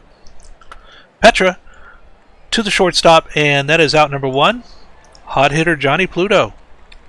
Pluto through the gap in center, and Pluto continuing to be amazing here at the end of the season. This is another one. Oh, and they do get the double play, and that'll retire the side as we now move to the bottom of the 6th inning. Vancouver, towering shot towards right field, and that one is out of here as Andrews gets a single-run blast, and that makes the score 4-3 with the Vandals breaking the tie. Out of the park. Well, the one thing we can say is we definitely have a game here as the Vandals step up to bat as they try to extend this lead. Or, sorry, they're still going here? They're still going, the 6th inning. And there's another one way up there at the top of the upper deck almost. That was King, and that's going to be another blast as that makes it 6-3. Out of the park. Pitching change here finally, and Tom Riddle coming in. This one has hit to the second baseman, and that'll get them out. Finally, the first out of this inning. There is out number 2 for McMuffin, and now O'Houlihan. O'Houlihan gets to the first baseman. They make the tag, retiring the side, and here we go. Rabbit Sponge, top of the 7th, 6-3 Vandals. Sorry, I jumped the gun there. I felt like it was heading to the No the worries. I was covering, so. RJ Bernard gets beamed here as he takes first. As Winston Ingram here starting off a little rough as we got 2 on. Ooh, pass ball, gonna move those runners up. Bumble. Free base. Bases loaded for Bridget Westfall. Big chance to get back into this. But an infield fly right to the pitcher is not going to do that. A couple more reps here to go, but Orm's going to strike out as this might go to waste. We'll see if Bland can break out of the ice-cold streak, and he cannot. As Ingram started off rough, but was able to squeak out of the inning without any trouble. Mr. Shadarmi steps up. Matthew Paul trying to keep this game close. Pop fly there to center field. Strikeout here. Good start as Sack Lodge strikes it as well. Quick inning of work for Paul. Only 6 pitches there, actually. Fuji is going to fly out as Boise is running out of chances here. 5 outs left to do something. 4 outs left to do something. And Parker Biochemp grounds out to first. Another strikeout was Polish just gunning them down, hoping his offense can get back into it because he's pitching well. Ground out to first. King is able to draw a walk. Keep this going, but that flyout should be caught as Boise is down to their last 3 outs. Menard, Hodge, and Bodner up. Menard can't get that one to drop as that's a fly out. Hodge, that's got some pop on it, and see ya. That's a home run, single shot, 6-4 as they try to climb back into this. Mr. Bodner steps up, hoping to replicate something there. Is that going to drop? No, they're going to shift to get that last out. Westfall strikes out as Boise is going to lose this one as the Vandals take it 6-4 on a big 6th inning as Sloss will wait to see if they're still in it. King with 4 ribbies on Vancouver's side, putting the team on his back and saying, come on, boys. Ingram's going to get the W, Fuji the save, and Zielman takes the loss. Sorry there, X, as Dan King is your player of the game. I'll pay out the prediction, Rabbit, if you want to get the next... Wait. Oh, you want to do the major scores and then... Oh, then we could turn on out of town for the minors. I see what you're trying to do. Yeah, you want it. So we'll clear all these out first and then move on. Yep. Okay. Genius. This is why you are you. All right. I am me. I think this one's yours, Thomas. And the Aviators bridled the Crabs 4-2. We're just going to run through these. We've got a lot of games to get to the rest of the day. There's your batting. OBX dominating this season, as usual. The Beaumont with the win, Evans with the loss. Beaumont, player of the game. Cloudera was ejected in the 9th for arguing a strike call. And that takes that one before. Right. That takes us to our next game, the Voyagers and the Surge. And the Voyagers get their 72nd win in the season, getting 5 runs in the top of the 11th to win this one 8-3. Here is your batters. 3 RBIs for Rusty Kuntz. Here is your pitching. Cletus McFlorida Man in relief gets the win. Velasquez the loss and the blown save. Player of the game is Viserios Balquin.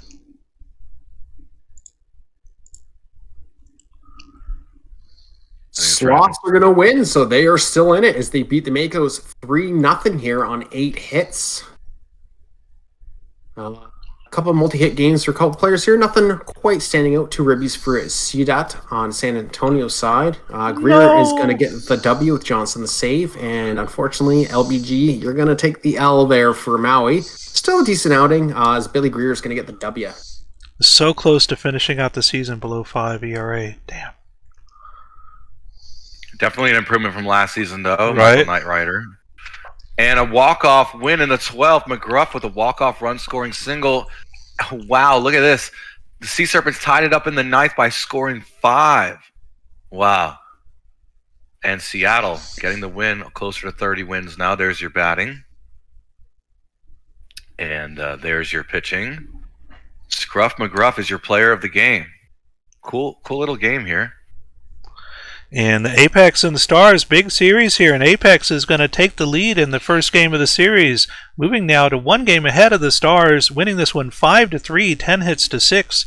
Here is your batting. 2 RBIs from Quinn, 2 from Buswell. Your pitching, Lagoose gets the win. No hands to save. Koromochi the loss. Player of the game is Lucien Koromochi with the loss.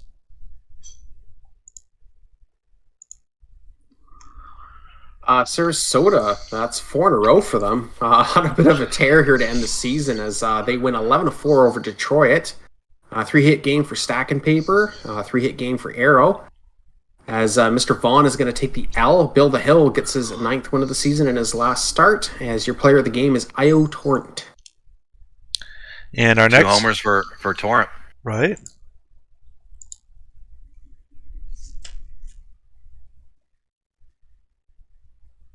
Oh, it's me. Nakamura, Rougarou get the win. Fighting for the top seed in the Champions Conference. There's your batting. There's your pitching. Nakamura, 8 2/3 scoreless, is your player of the game. And that finishes us off for the majors. We are now moving on to the minors, and we're going to go ahead and turn off the BNN scoreboard as we do the Dallas Dynamos and the Brew City Bears. Dallas with just a 1-game advantage here, going 2 games in. So if they win this one, it should be locked up, I believe. There is a, if I remember, let's see here. I thought there was a team versus team section here somewhere we could take a look at. I forget for the tiebreaker. But Yeah. they play each other again. I mean, Right. basically, if Dallas wins, Brew City's pretty much done for. We can obviously check the percentage afterwards. Yeah. Yeah. All right. So So we if definitely want to turn BNN back on. Rabbit wants to get a prediction for us going here, we'll go ahead and take a look at our matchups. And again, McLaughlin and McGee, the 2 bright points here in the Dynamo's batting lineup. But they do take, again, the advantage in the pitching with Harmichael redacted 31 overall versus 25 overall for Woe Millis. All right, so let's take a look at our prediction results here, see how we're doing here so far. People starting to filter in with their prediction points. And right now it looks like Dynamos are at 92%. Somebody just dropped in 4,000 on the Dynamos. Still got over a minute here, so take your time. While we have this minute, let's go ahead and talk about... Hey, Jabs, you missed the last one. Someone smack Jabs and push him to bet right now because he was disappointed he didn't get to bet last game. Oh, Looks like he did. Nice. 42,000 in for the Brew City Bears now. 82%. Somebody dropped a whole bunch of points. Must have been him. I got a little bit on the Dynamos. I think they take care of business after a pretty heartbreaking way to lose. Yeah, that was rough. No matter who lost that game was going to be heartbroken to lose it. Right. Almost 2 games worth of baseball in one game. And while we have a second here, just to remind everybody, you have one more day to get your point tests in, and after this stream, we should be hopefully sometime within the next 12 hours or so get up the playoff prediction PT so that you can get those in, because our next stream will be Tuesday to start off the wild card series for the playoffs. So you'll have about 2 days to get that prediction in. So make sure to take care of that as the submissions finish out here, and it got a lot closer here as. We still got a few seconds left, and now it is $8 million PBE dollars Wow. wagered in this game. It's a lot of money. And we are A lot of folks I'm friends with don't have $8 million in their account. right. And there we go. Submissions closed, and with just 500-point difference, we are just about 50-50 here for the Brew City Bears and the Dynamos for the channel prediction. So we are going to go ahead and get started here, and this time I'll take the first one again, and we'll have Rabbit do 4 through 6 with Hummus finishing us out. And let me just make sure I do this real quick. There we go. And starting us off is going to be and I did turn this off, correct? Let's just check one more time. Oh, I turned it on. Yeah, we want it on. There we go. Yeah. Yep. And K Faraday is going to be our leadoff batter here to start off game 107 of the regular season.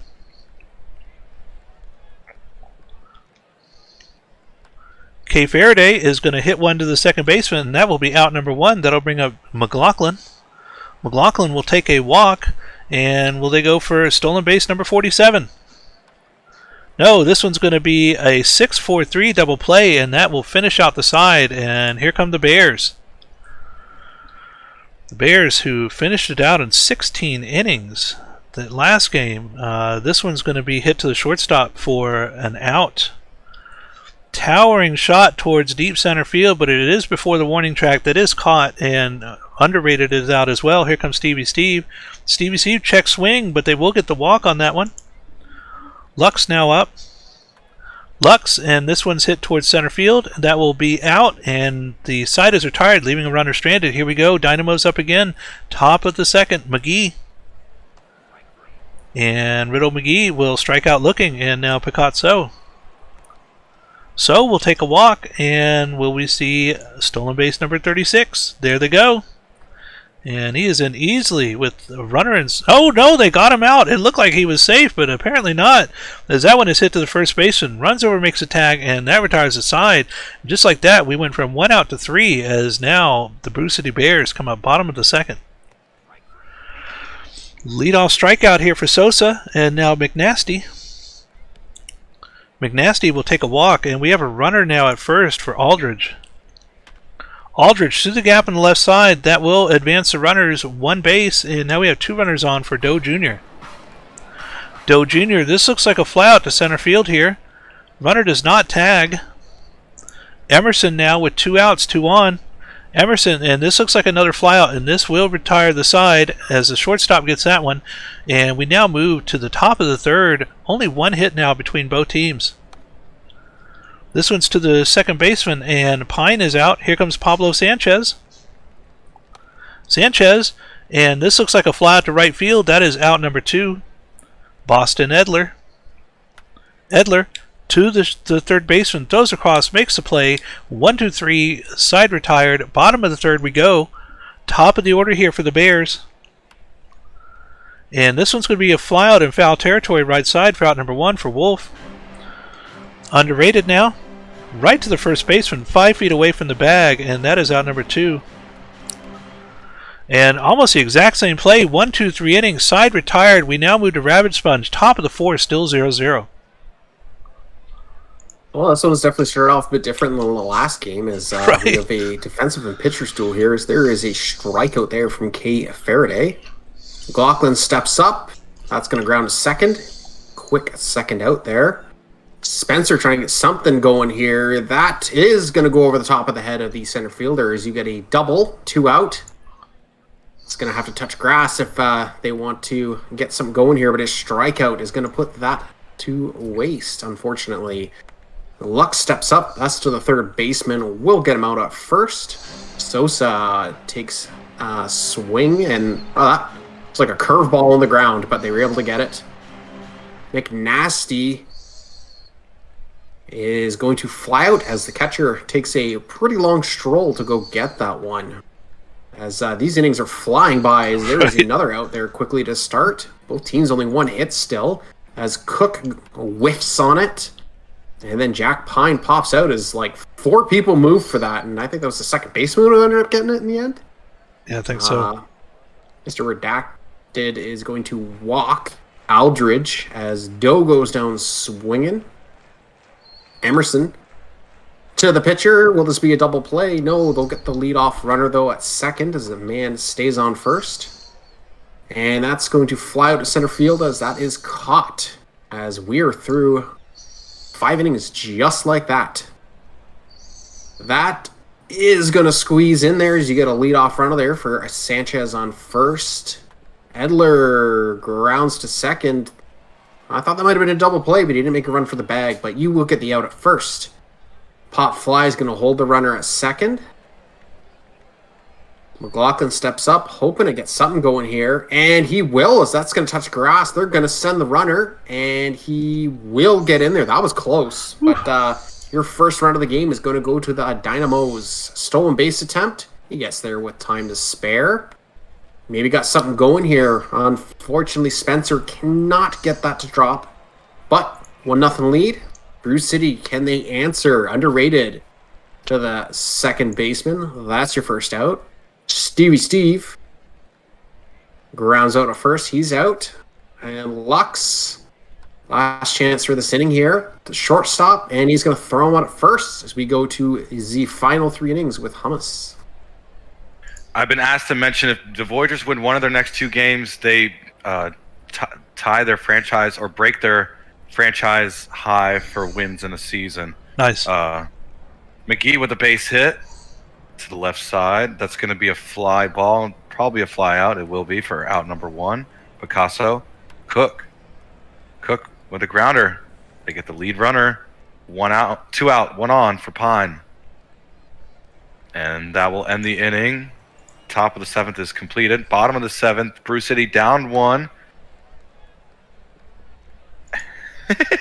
Sosa with the ground out. Colby's hilarious. McNasty with a grounder and a ground out. Aldridge, 2 out. Nobody on. Draws a walk. Tying run on first. Leading run at the plate. And a line out to right to end the 7th. Top of the 8th. Can Dallas... You win and you're in.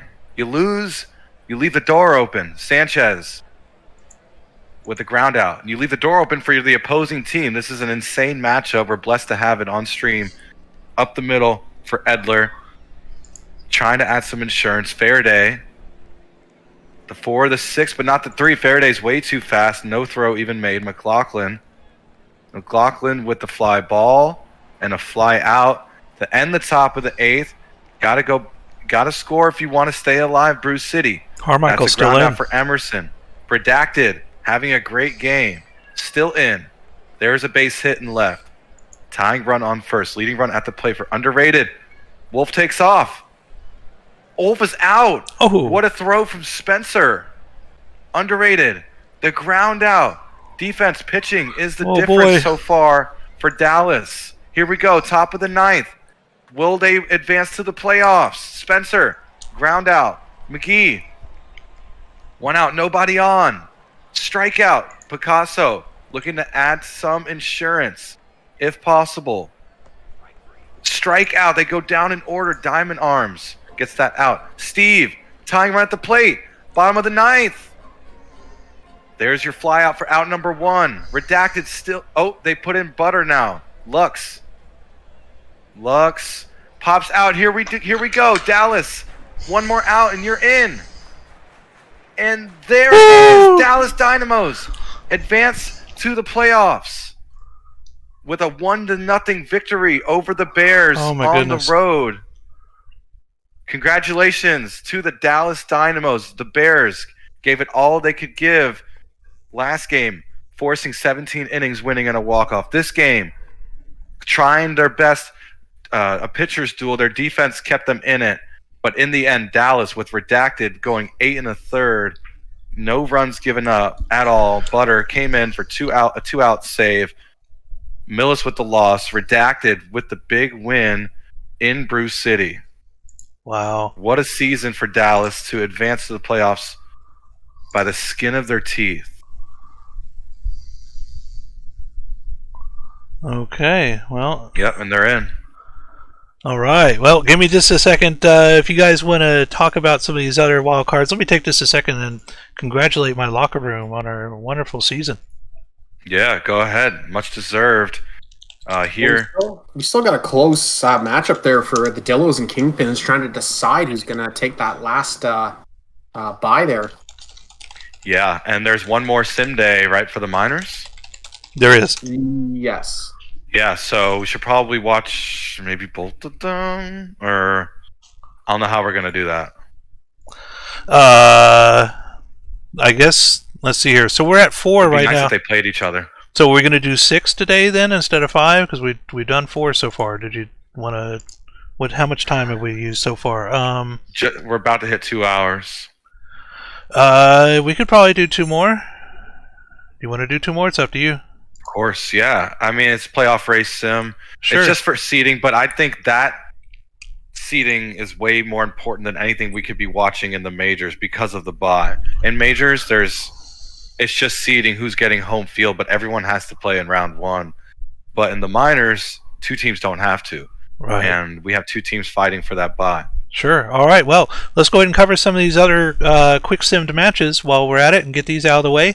This first one here, the Hepcats and the Firehawks. Hepcats win 10-1 over the Firehawks, 16 hits to 12. Here is your batting.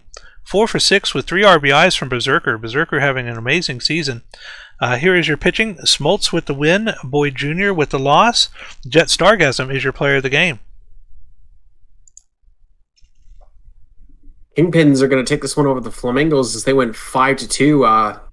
3 inning top of the 9th is what is going to propel them to victory as they are trying desperately to get that bye. 3-hit game there for Mr. Hucken Vettel as well as Andrews. Your win is going to go to Grimes with the loss going to Kagamine. Player of the game is Cameron Grimes. Bay Bufflin tied the record for RBIs in the season for the minors. Bennington helps Anchorage outscore State College 11-10. Season's over, but nice crazy game here. They scored 4 in the top of the 8th, excuse me. There's your batting. 4 RBI for Johns of State College. There's your pitching. Player of the game is Bennington. In our final minors game, the Lemurs and the Dillos, and the Lemurs beating the Dillos here with the score of 6-1, 9 hits for both teams. Here is your batting. And 3 runs scored from Jet Jaguar. Here's your pitching. Yee with the loss. Junkball with the win. Player of the game is Jeremiah Junkball.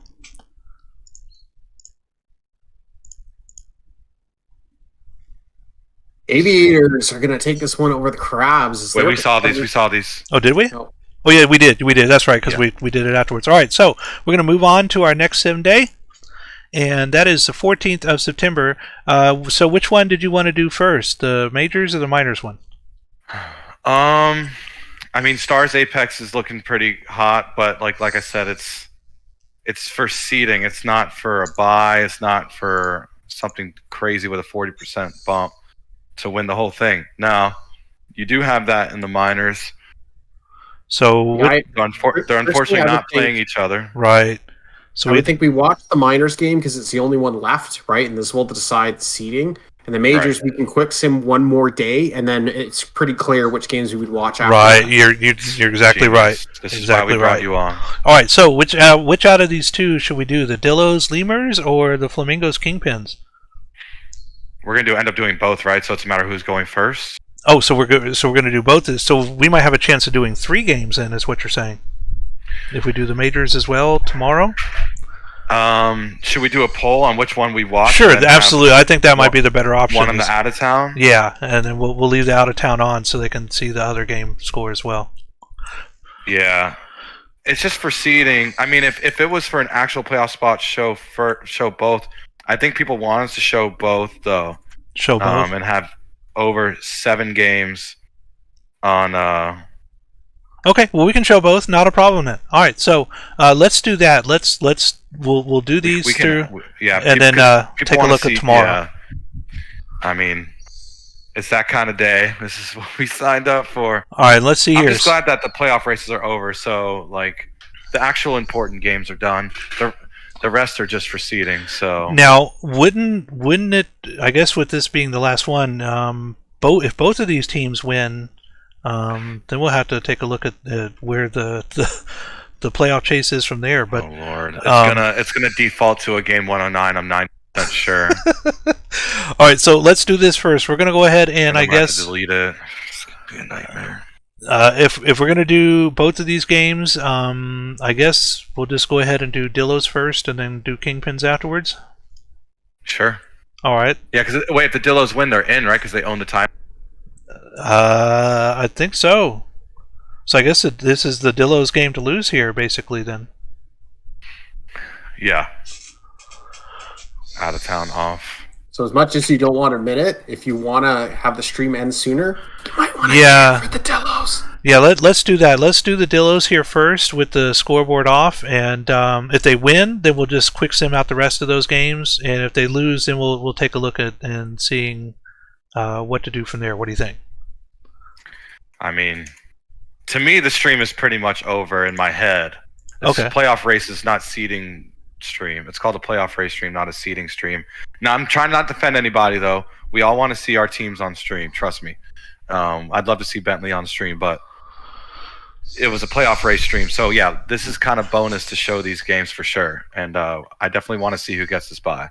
All right. Well, do we want to do a prediction for this one? For sure. All right. And while that's going, I do have some info from the stats team, I think, on this series here. Let me just pull this up real quick while they get Rabbit, the prediction going. The prediction? He's on mute. I think that's why he's on mute. I think he's working on it. All right, cool. All right, so here's the info from our amazing stats team for this particular matchup. We have the Louisville Lemurs look to secure their playoff against a tough Armadillos team.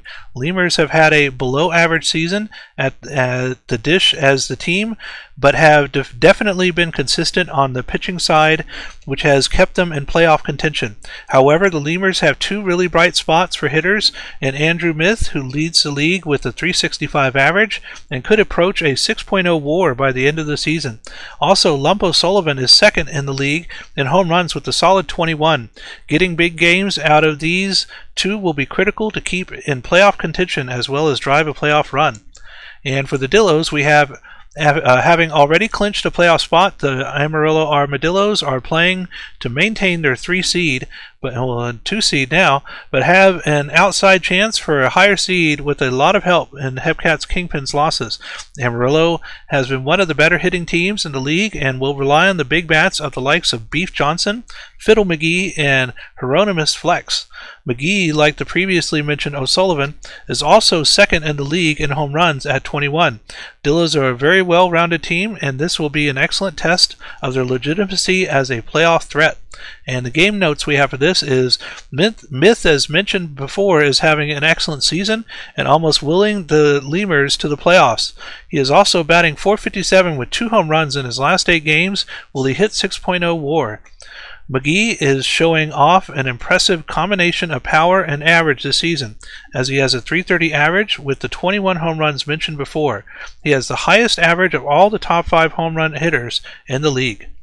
So there we go. Some great info from our wonderful stats team. Thank you, Leatherneck Mike, and thank you, Dustillation, and all the rest of the sim team, the stats team, for getting that wonderful information out to us for this matchup. So there we go. It looks like our prediction has... oh, it's still showing my previous one here. Let me pull it up and check again. And here we go. So we have 72% for Dillo Dillo and 28% for the Lemurs, 12.2K versus 4.8K. And so we'll have Rabid start this one with Hummus in the middle, and I'll finish it off. And let me just go ahead and do this real quick. DG, you confirm with the rulebook that's the intra-division record is the tiebreaker if the head-to-head is split. So basically confirming that the Dillos win, they're in. All right, well, here we go. We're going to start off with Rapid Sponge. Reggie Shrub is our leadoff batter. Out of town's off? Yes, it is. Cool. Well, hopefully he's going to get a Shrubbery here to lead us off. But the Knights of Knee are going to say, whoa, as he does get on first. I was going to say Knee, but stolen base attempt here. He's going to get it. Fast start here for the Dillos. As Johnson grounds out to the third baseman, but runner moves up. It's shallow. No, they're not going to send him as he stays on third. As wow, no point now as Mr. Flex is going to say bye-bye to the ball, as that is a 2-0 lead as he crushes that one into the outfield. McGee stares at that one as he strikes out, as that was actually Flex who hit that. I think I said McGee. Oh, my bad. Myth is going to ground out. Wow, hitting 370. That's massive. Just leading that team something fierce there. Walk here is going to keep us going as Forrest Gump doesn't need to run. Forrest run.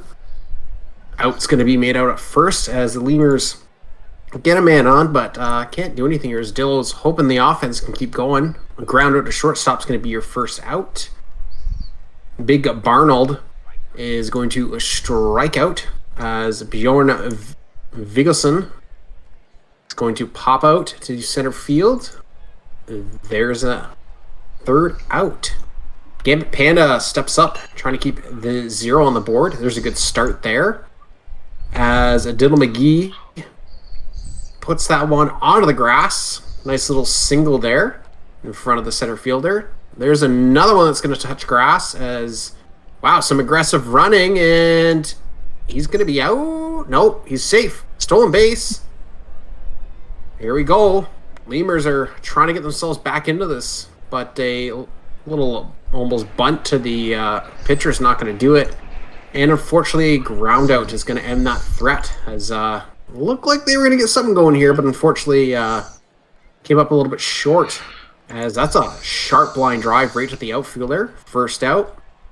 That's a towering fly ball. Center fielder's going to catch that one. Johnson is able to draw a walk. And then a pass ball. Fumble bumble. Free run to second, but a ground out here is going to end that. Mr. Myth stands up here as Lemurs try to get something going here. It's a 2-0 lead, not insurmountable. Want to get to it sooner than later. But a fly out there is going to be your first out. Ramirez, that's grounded out, but he will beat the throw at first. Strikeout there by Gump. O'Sullivan steps up. And they are out at first as we're going to the top of the fourth. Now, is it LBG or? No, it's you. It's me, right? Mm-hmm. Flex with a nice base hit in left. Dillo's trying to get in the playoffs. Oh, what a grab in center by Ruben Ramirez, Wombats player. Mo grounds to a fielder's choice out at second. 1 out, 1 on. And a stolen base attempt from Mo is safe. Barnold draws a walk, taking first base. And another walk. They'll base the juices up. Hawkins, 2 outs. But a pop out will end the top of the fourth. They left the bases loaded. Burrow with a walk. A lot of walks in this game. McGee past the shortstop. Base hit. Leading run at the plate for Jaguar. Grounder to short. Oh, and he beats the throw. It's bases juiced again. Juice is based, and that's going to be a base hit for Bonds. They'll keep the Bases juiced. Eliason. Grounder 4-6-3 double play, but they score another run. It's 2-2 now. But that's some great defense from the Dillos. And a ground out from mid to third ends the fourth. But they do tie it up. They did load the bases up. They do score a couple. Shrub, Panda's new player, with a base hit. Into center field. Nice piece of hitting. Johnson striking out. Okamoto with a fly out for out number 2. Flex with a fly out to end the top of the 5th. Now the Lemurs got a little bit of momentum. We'll see a fly out from Ruben Ramirez. Gump. 1 out, nobody on. Strikeout. O'Sullivan. 2 out, nobody on. Full count. Oh, and that's in the good gap. Left center. That's going to be extra bases. A sliding double for O'Sullivan. Leading run in scoring position for Miles Burrow. Miles Burrow lifts one in the left, but will fly out. And that will end the 5th. We'll go top of the 6th. Dillos need to win to make the play to get that bye. McGee with a ground out for out number 1. Mo with a grounder and a ground out. 2 outs, nobody on. And this is a fly ball. It's high. And it's out and left from Barnold. Bottom of the 6th. We got a pitching change. Firehawk comes in for the Dillos. Diddle McGee with a fly out for out number 1. Jaguar in a tie ball game. 9 homers on the season. Will ground out. Barry Bonds hitting .215. The DH. Barry Bonds with a great game so far. Make that 2 for 3. Eliason up the middle. Base hit 1 for 3 for Eliason. So a little bit of momentum. 2 out magic here for the Myth. But for the Lemurs, that's a base hit and left. The hit and run on a full count. And it's 3-2 Lemurs. 2 out magic. But this is a shallow left field fly, and that will end the 6th. But the Lemurs get out in front, up 3-2, scoring 3 straight. Will go top of the 7th. Legally Blind Gamer. And here we go. Viggenson coming up for the Dillos. And that looks like it's going to be a base hit in front of the left fielder, and that'll be a good start here for the Dillos, who are down by 1. This one a tapper to the pitcher. They get their runner at first, but the runner at second. Runner does move to second. And a strikeout here, top of the order for Shrub. That'll bring up Johnson with 2 outs. And Beef Johnson striking out, retiring the side, leaving the runner stranded. Stretch time, here we go. Lemurs up by 1. Can they get some insurance runs here? And this one's hit to the first baseman. Throws over to the pitcher, out number 1 for Forrest Gump. O'Sullivan now. O'Sullivan striking out, and that'll bring up Miles Burrow. Burrow, line drive. Oh, what a diving catch by the center fielder. And that will be a 1-2-3 inning for the Lemurs as they get denied, and it moves now to the top of the 8th. Hot hitter Okamoto coming up. And Okamoto gets thrown out. And now Hieronymus Flex. Flex striking out as well. 2 down for McGee. McGee striking out as well. 1-2-3 inning. Lemurs up now, bottom of the 8th, and we're going to get a pitching change as Itchy Nose comes in. Chorizo Itchy Nose. And another diving play by the center fielder, and that is out number 1. And we'll get a strikeout here from Jet Jaguar, and now Barry Bonds. Barry Bonds striking out, and another 1-2-3 inning. And here we go, last chance here for the Dillos. Down by 1. We have Mo, Barnold, and Viggenson. And this one's to the gap in center, and Mikey Mo gets on with the leadoff base hit. Big Barnold now. Barnold, a tapper to the pitcher. They get the runner second, and they do. They get the, what was that, the 1-6-3 double play. And we'll get a pitching change here, but look at this, a home run from Burb, the batter, and that widens, or that ties it up here. 3-3. Chance for Dillos to take the lead here.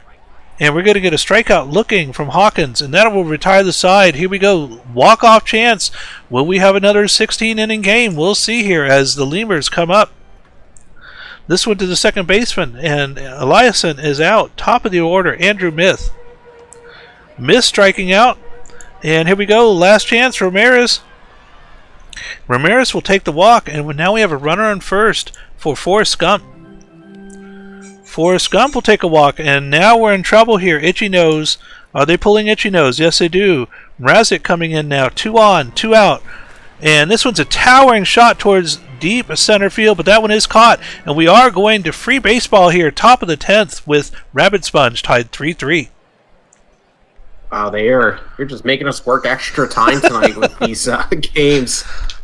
As Shrub is going to sneak one through on the shift there, as you're going to get a runner on first to start us off as a strikeout steal. Not often you see those, but moves the runner up. Another strikeout now. It's going to be tough to get that run in on a sac fly.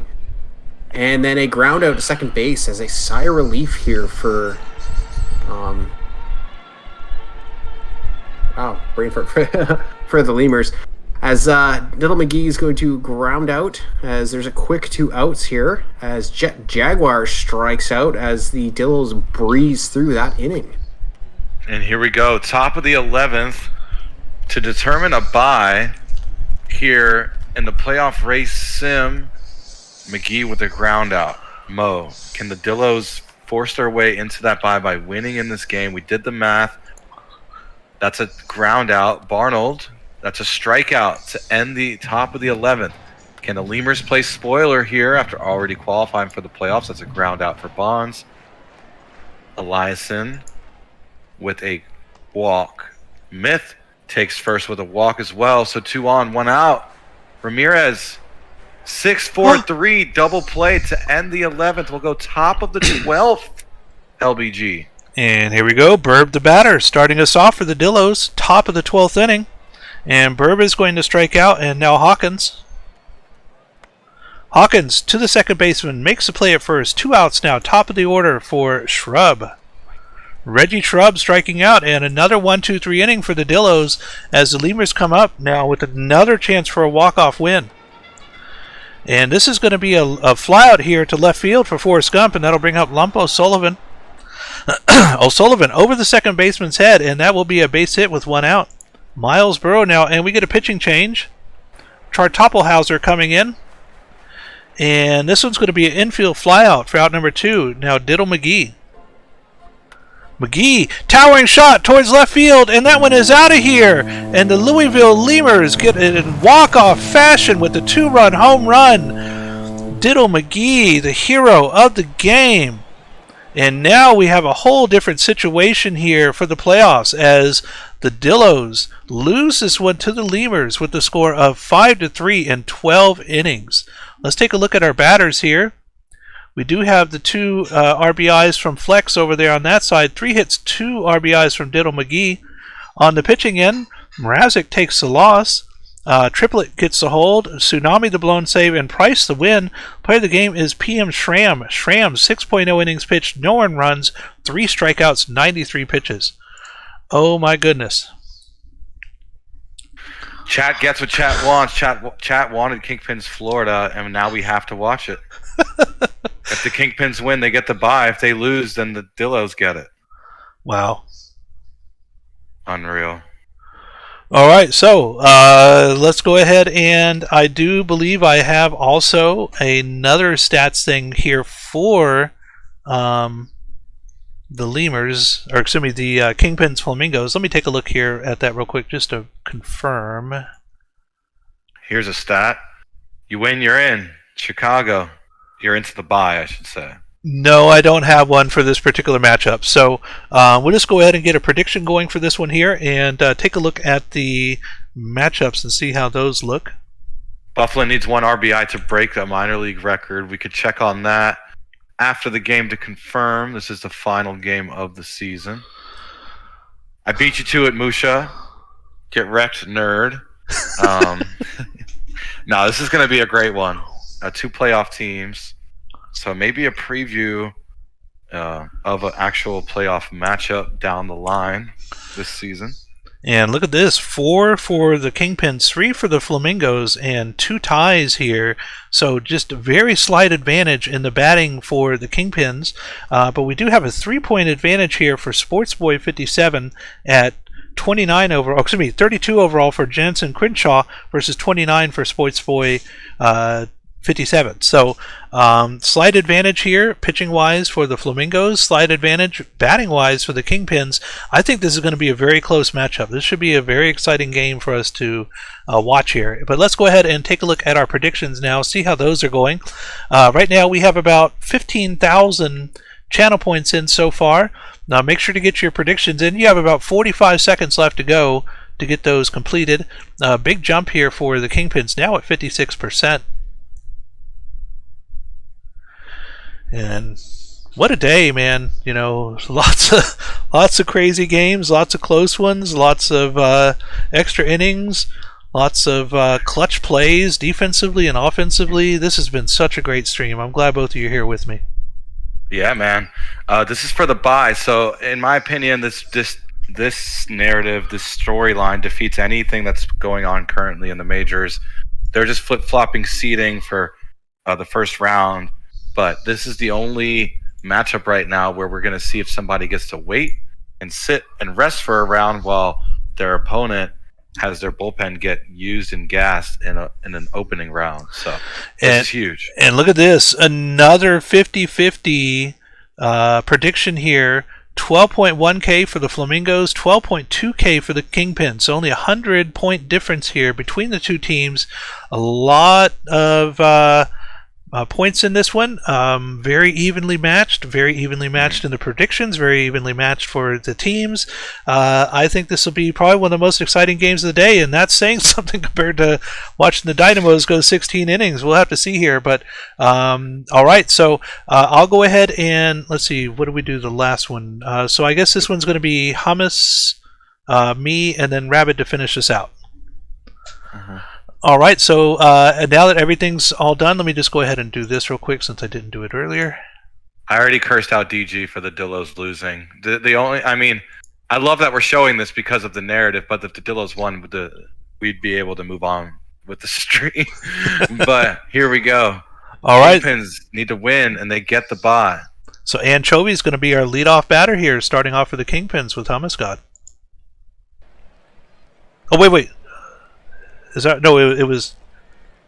Yeah, it's me. And okay. We could have turned Out of Town on, but it doesn't. Here we go. Focusing on this matchup, Anchovy with a fly out to start us off. That's Sarah Atlas Gray of Chicago drawing a walk here in the first. That was a full count walk. Lane with a fly ball and a fly out for out number 2. Hulkenvettel did a hit and run on the full count with 2 outs, and there's an error. First error of the game. That's a strikeout, though, from Andrews to end the inning, so it wasn't a costly error. Stand up. Stand up will ground out, rocking that Florida pink. Woofruff with a fly out for out number 2. Brizzo, that's deep. That's in right, and that's gone. They break open this game with a 1-0 lead. That one went 389 feet. That's Unconfident in the Chizat. As always, shout out to Unconfident. Bufflin now. He's an RBI to break the record. Will ground out. That ends the first. We'll go to the second. Ham. 1 for 1 on the day. Very tasty. Ham going for second. Is still hungry for more. Justice strikes out looking, but Ham is in scoring position for the Kingpins. Applegate with the ground out. 43. Senior strikes out looking. Van Hooligan's with us today. Florida will bring up Yuppers. Yuppers in chat with a base hit and left. Here with a 1-0 lead, and there's Gar up the middle, moving Yuppers to third. Runners on the corners for Bryant, who will strike out. Giraffe. Oh, and Gar breaks for second. Is safe. 16 for 17 on the season now. And that's a base hit up the middle for Giraffe. That's going to be 1 run. That's going to be 2 runs. It's 3-0 Florida over Chicago.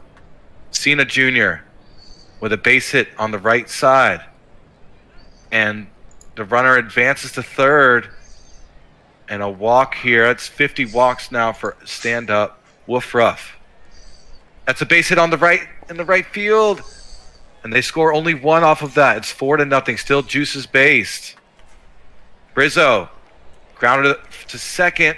They score a run. It's 5-0. But they get the out at first, and a fly out from Bufflin ends the second. We'll go top of the third. Chicago down a lot of runs. And Chovy beats out the throw, gets the infield single. Chovy darting for second, thrown out. Yuppers with a cannon. Gunned out Anchovy. Gray grounds out. Lane with a grounder and a ground out to end the top of the third. We'll go bottom of the third. Florida, Yuppers with a grounder. A ground out. Gar with a ground out as well.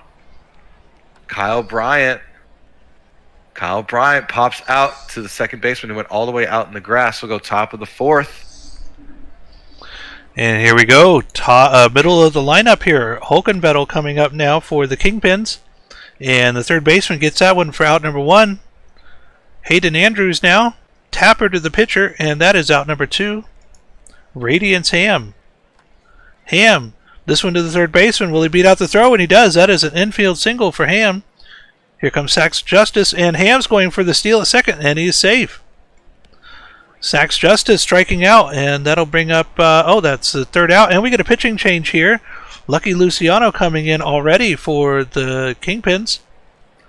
And that'll be the first out here for the Flamingos as the first baseman gets that one, and Cena Jr.'s out as well. Top of the lineup now for stand-up.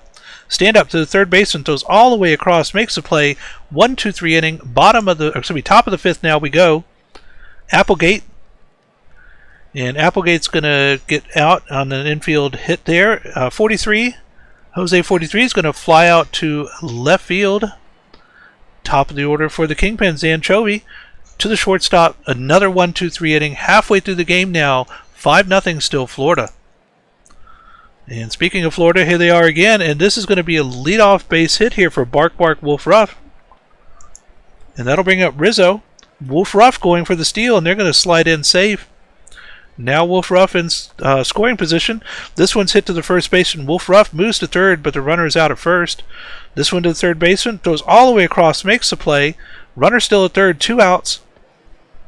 And we'll get a walk here from Yuppers, and that'll bring up Eddie Gar. And that's going to drop in front of the left fielder. That will be a RBI for Eddie Gar, and it is now 6-0 Flamingos. 2 runners on, and we're going to get a strikeout here, and that will retire the side as Bryant strikes out. And here we go, 6th inning. Down by 6, only 3 hits for the Kingpins. There's hit number 4 as Atlas Gray moves into first. Hudson Lane now. Lane to the gap in center. And, they're going to third, and they're going to slide in safe. Now we have runners at the corners. No outs for Holkenvettel. Hard hit ball, and what a catch by the center fielder. And they do make the throw home and able to block out the runner coming home from third. This is going to be infield fly to the second baseman, out number 2. Radiance Ham now, towering shot towards center field, comes in, makes the catch, retires the side, leaves 2 runners stranded. Bottom of the 6th we go now. Up by 6 are the Flamingos, and this will be a fly out to center for Jeff the Giraffe. Rob Cena Jr. Tapper in front of the pitcher and is able to beat out the throw and makes the run, the single at first. Stand up, they get the 6, they get the 4, and the stand up hits into a double play, retiring the side. And here we go, Rabbit Sponge, top of the 7th, 6-0 Florida.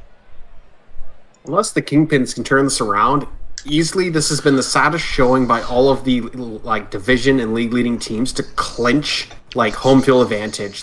It's just brutal across the board. Right.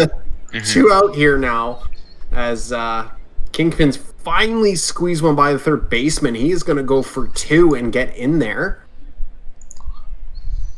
We'll see if they can't do something about this, but a fly out to center field is going to say no to that. Flamingos step up as that's got some airtime and it's got enough as that is gone out of the park there by Mr. Wolf Ruff as he puts up his 13th HR of the season. 7-0 Flamingos now. Barizzo, easily one of the hottest prospects out there. gets a single there. He's on first.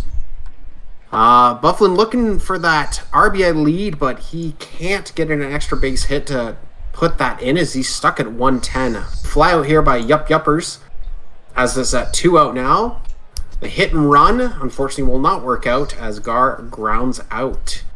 Kingpins trying to get something going here. Another leadoff hit. Let's see if they can do something with this time as Atlas Gray sneaks one through. That one's got some airtime on it, and there you go finally as they get Out on the of board. park. 2-run blast. Hudson Lane. See ya. Well, that one's gone. 7-2. Kingpins try to keep this going here, hopefully. But a strikeout there is going to get your first out. Andrew steps up. He strikes out. We've got back-to-back Ks now. And Ham breaks that up with a walk. Keeps us going. Justice sneaks that one through. So 2 out, 2 on. Applegate steps up, and that's going to bloop in front of the catcher, and that will end the inning. They get 2 on the board, but still a hill to climb here as the Flamingos step up to bat. That one is going to go into the gap as we got ourselves a double going here. Next up, shortstop, easy out at first. Strikeout, so there's a quick 2 out as Al Capone is trying to get out of this. 2 on, here comes Woof Ruff, but he can't drive that ball this time. Kingpins, final 3 outs here. Not going to beat that throw out. 2 outs left. Anchovy, 1 out left. All up to Gray. 5-run rally, here we go. But a strikeout's going to end it as they go out with a whimper as both teams with the ability to do this on their own decide, nope, we're not going to do it. Flamingos take this one at 7-2 as your final as a couple multi-hit games here on both sides. We don't get to see the record broken for RBIs, unfortunately, I don't think. Sportsboy 57 is going to take the L as Jensen Crenshaw will get the W, as Damian Jensen Crenshaw will get the player of the game. And there we go. That finishes us out for that one. Let's go ahead and take a look here at this. And yeah, so just the one game here between the two of them. So I guess if we watch the Dillos on tomorrow's, actually that was it. That was, oh boy. Yeah, so the game will probably generate a game 109, but Enoch already told me to leave it there. Okay. What he's gonna do, what we could do too, is you go into game options for the minors. We may have to do this for the majors too. Might as well, because there's no more playoff races. But you uncheck the tiebreaker game to decide playoff spot. Should I go ahead and do that now then? Yeah, since right.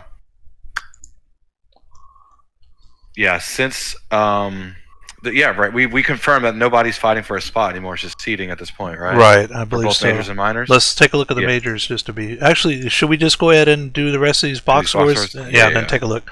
All right, so this one's yours here. Have Cats Firehawks. Firehawks win 9-1. Have Cats already locked up first seed, so there's your batting. 3 RBI for Tree. Congrats, finishing off the season strong. There's your pitching. Thompson with the win. Schultz with the loss. Thompson is player of the game. 7 scoreless. And the Wheelers and the Swiss Deeds, and Wheelers beating the Swiss Deeds here to score 3-2, 10 hits to 8, getting 1 in the top of the 9th. Here is your batting. And here is your pitching. Dog the win, Con the loss, To the save, and Huncho Gusto is your player of the game. Dynamos are going to shut out the Brew City Bears just to really solidify their playoff appearance on 10 hits. Lots of multi-hit games on Dallas' side. The winning pitcher is going to be D-Dog as A. Kozak is going to take the L with a Dirty Dog being your player of the game. And that'll finish this out for the minors. Now moving on to the majors.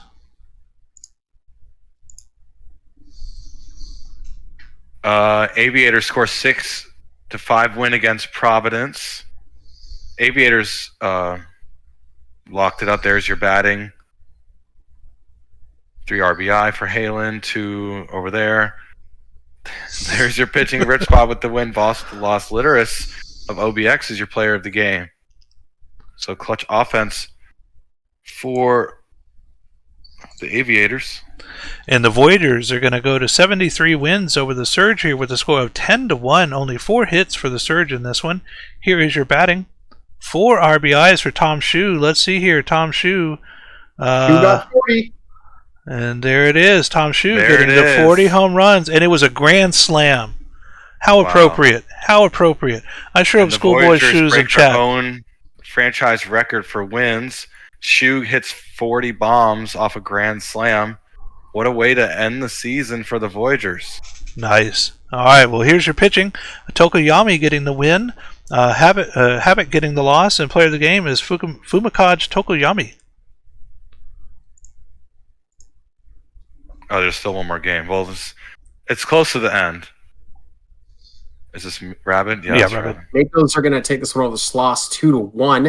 As I think, will that end? Or have we simmed the Boise game yet? No, we haven't. Okay, well, it's not quite done yet, but we'll see. As King George 3 is going to take the L. Yeah, it's over. Maui's pitchers all come out of the pen to get the W as Stormbless gets it. But King George 3, despite the loss, is still your player of the game. Congrats to Boise for winning the division. And here we go. And that will seal it, adding insult to injury. Westfall Raptors too much for Vandals. Boise Raptors are your division champs in the Legends West. There's your batting. There's your pitching. Daly with the win. Westfall, I want to see Westfall's stats real quick. 4 for 5, 3 RBI. Congrats to the Raptors, your division champs. Way to go, Petra. All right, here we go. And our next matchup, the Toros and the Sea Serpents.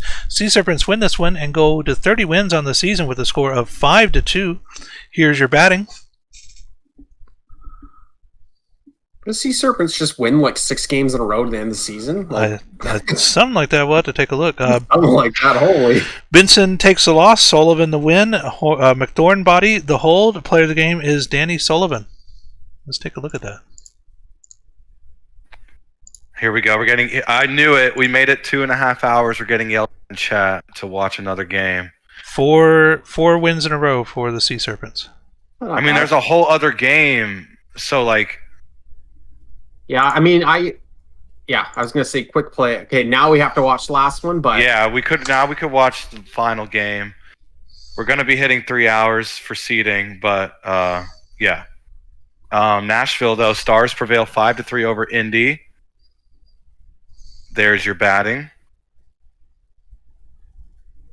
There's your pitching. Brandon Fry is your player of the game. So Nashville clutch win, going down to the wire for the division. In our next matchup, the Demons and the Supernovas. Demons winning this one with a score of 6-3, 10 hits to 5 in the Demons' favor. Here is your batting. 3 RBIs for Stretch Armstrong. Here is your pitching. Bobby Daring with the win, Lewis with the save, Galvin with the loss. The player of the game is Stretch Armstrong. wow, New Orleans really pushing to maybe take the top seed here as they get their 72nd win as they crush the Scorpions 18-0 with Wow. 12 runs in the 6th. Wow. If a position player didn't pitch, then oh my lord. Just look at New Orleans' side. Not much to say there as Valor had the most RBIs at 4, putting her at 104 actually. Morgan takes the L as just was a team effort to allow those earned runs as Timmy and Johnson getting brutalized. Mazeroski getting the W as J.R. Cook is your player of the game. And there we go. So, let me go ahead. I'm going to cover the screen up here and type in the password to get into the administrator area, and then you'll have to walk me through, Hummus, to tell me exactly where that check mark's at. Do you know? Now let me see something. If we go, can we go to the next day first to see if Sure. if it populates? All right, let me go look in the schedule for the minors. Okay, no games. Oh, they didn't put a game 109. Now we have to make sure the seating is correct.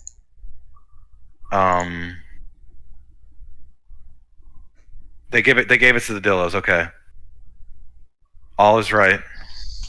Okay, so all we have left then Dillos is get the bye. the Nashville game then, right? Yeah. Well, they're saying if both Nashville and NOLA win, then NOLA gets the first seed in the Champions Conference. Huh. Okay. So which game should we watch then? We could watch. Let's take a look and see what we have here. All right, so we've got. I think we should watch Nashville, Indy, and then have the out of town and call it a day. All right, that sounds good to me. How about you, Rabbit? I will agree. All right. Yeah.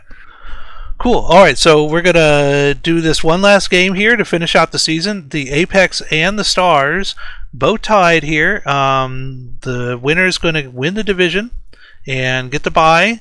So very important game for both teams. Let's take a look at our matchups. There's no here. bye in the majors. Oh, there's no. That's right. So just be the home field advantage then. We'll for the first round.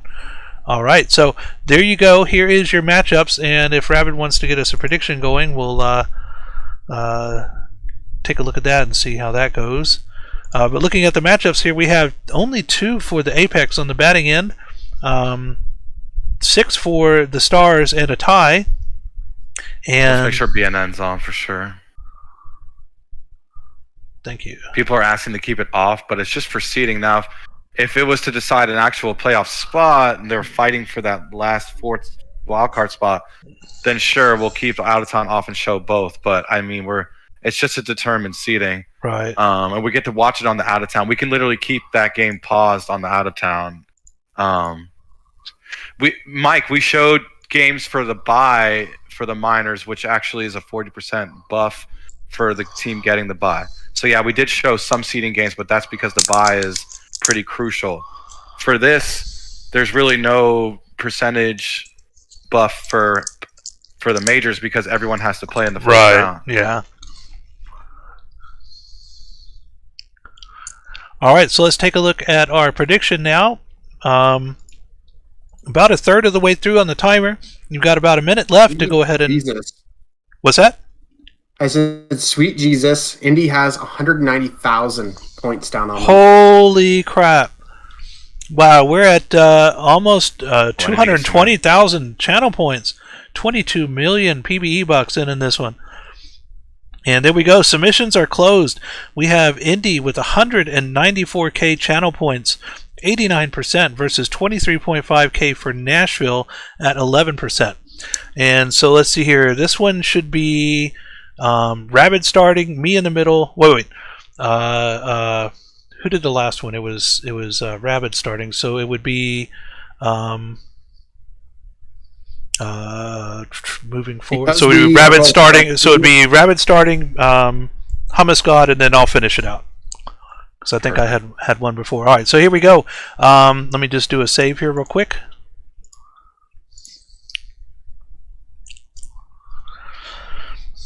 All right, and we're going to get started here with Rabbit and Johnny Tsunami as our leadoff batter. And I did turn this on, right? Let's just check this one more time. Yep, it is on. Here we go. All right, Indy steps up to bat here. Nashville at home, hoping to squeak one by.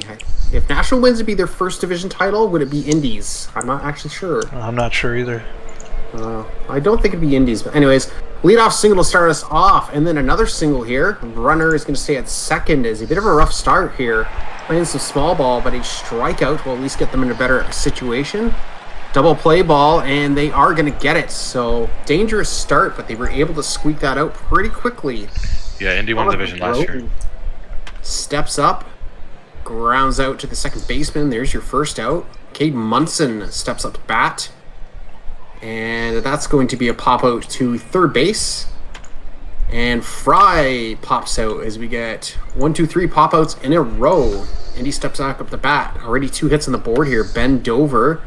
That's to the first baseman. Bungaloo Lungo will touch the bag and get him out.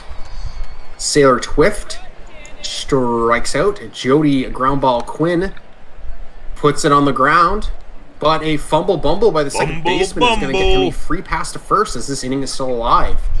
Eagle Eye sneaks one through as we got 2 runners on again. See if this pays off here. Wonder Franco, they're going to get the fielder's choice at second though. Nashville steps up to bat. Jason Buswell takes a leadoff walk. Zach Johnson, that skies up, but second baseman I think runs up to take that.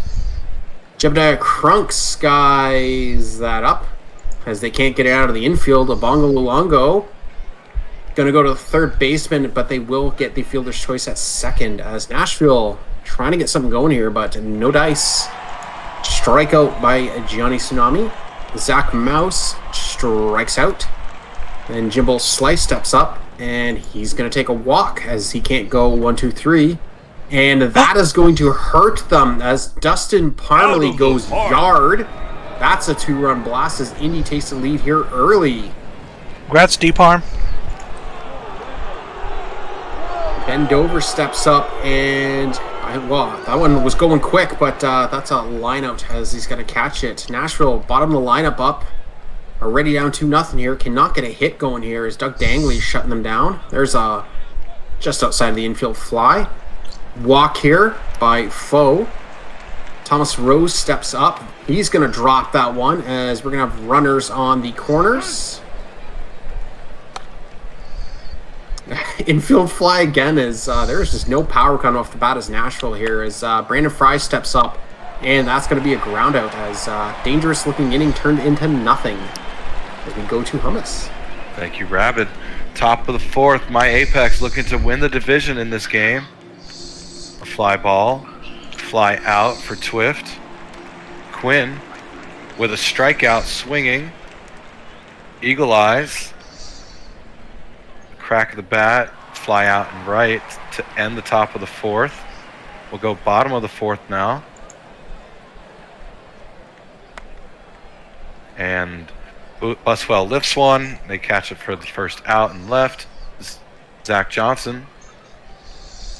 Zach Johnson with a fly ball and the fly out and right. Crunk, 2 outs, nobody on. And rips one into left.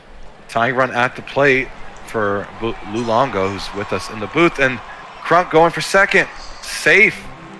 Luongo strikes out looking, painted the corner there, Dangley did. Franco in the gap for the Apex here on the top of the 5th. Leadoff standing double for Wonder Franco. Johnny Tsunami with a strikeout swinging. Zach Mouse with a grounder to second, beats out. No throw was made. Slice. Mouse going for second. Safe. 50 stolen bases. Slice up the middle for a base hit. That's going to be 1 run. That's going to be 2. Apex up 4-0. D-Parm, who hit a homer earlier. And there we go. Slice going for second. Safe. Oh, Oh, they got him. Just kidding. Munson. With a nice arm there. That's a nice hit for Parmalee, but a strikeout from Dover, ends the top of the 5th. We'll go bottom of the 5th. Jimmy Smith with a ground out. BJ Foe of the Nashville Stars striking out looking. Rose with a grounder and a ground out. They go down in order. We'll go to the 6th. Twift. Grounder, ground out. That's out number 1. Quinn. 0 for 2. Oh, what a grab and right by Jimmy Smith. That's 2 outs. Eagle Eyes. Eagle Eyes beats out the throw. 2 out. 1 on for Franco. Grounder. Fielder's choice out at second. We'll go bottom of the 6th. Stars down 4. Cade Munson. Grounder. Oh, and he bobbled it. Franco bobbled it. Bumble. Fry struck out. Couldn't hold up. Buswell. Little tapper. Oh, they get the 2-6-3 double play. We'll go top of the 7th. Indy up 4. and top of the lineup here for the Apex, Johnny Tsunami, and down the left field line, Johnny's going to go for 2. No, he stays at 1. Zach Mouse up, 1 on, no out. Zach, and the bobble by the third baseman is going to allow the runners to advance a base here. A strikeout from Jimbo Slice will bring up Parmalee, Dustin Parmalee, former Dynamo, in chat with us, and goes and gets the 5-4-3 double play, unfortunately, retiring the side. We now move to stretch time. Nashville coming up. Only 2 hits, no runs. They need to get something going here. And there we go. That's a great way to start as Zach Johnson gets a single run blast and breaks the goose egg. And it is now 4-1. Out of the park. Pitching change. Eric Bolanos coming in now. And what was that? Okay, that was a bean batter. There we go. This one's infield playing in. The third baseman throws to first, but the runner advances. Runner in scoring position now with 1 out. And this one is, oh, what a catch by the center fielder, denying Smith. Runner staying at second.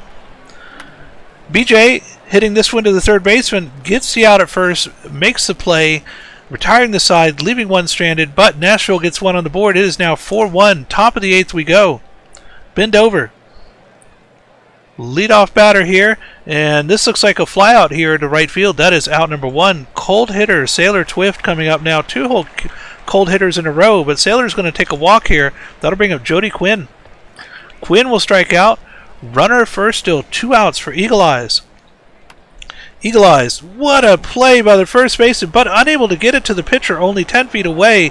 And now we have 2 runners on, but we do get a strikeout looking here from Wander Franco, retiring the side, moving us now to the bottom of the 8th, 4-1 still Indianapolis. Leadoff strikeout from the top of the order, Rose here. Here comes Munson. Munson striking out as well, and now Brandon Fry. Fry striking out, and 1-2-3 inning for the Stars.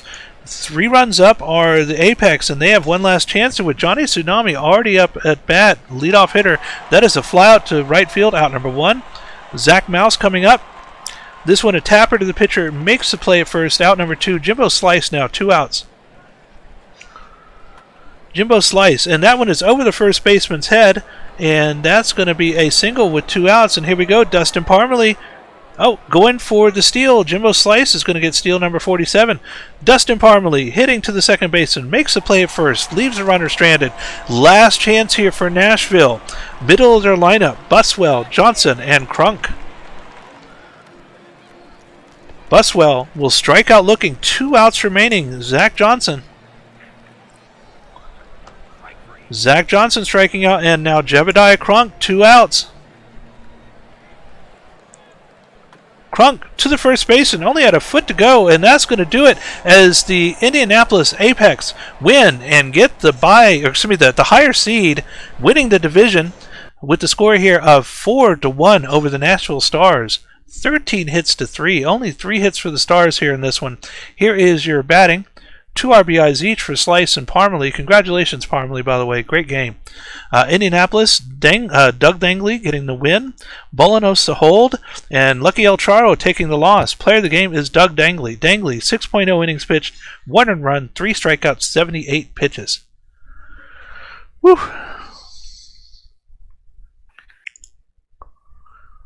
Voyagers dealing us 4-1 loss to the Surge. There's your batting. There's your pitching. Sevart, 7 1/3 scoreless, is your player of the game. Vandals will squeak one out to end the season here as they do take it 7-4 over Boise. Make them finish with 53 wins. Can't finish out 500, unfortunately.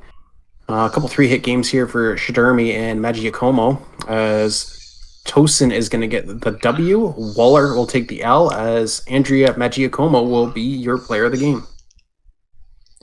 And our next game, the Sloss and the Makos. The Sloss win here and go to 61 wins on the season with a score of 1-0, a 4-hit shutout of the Makos.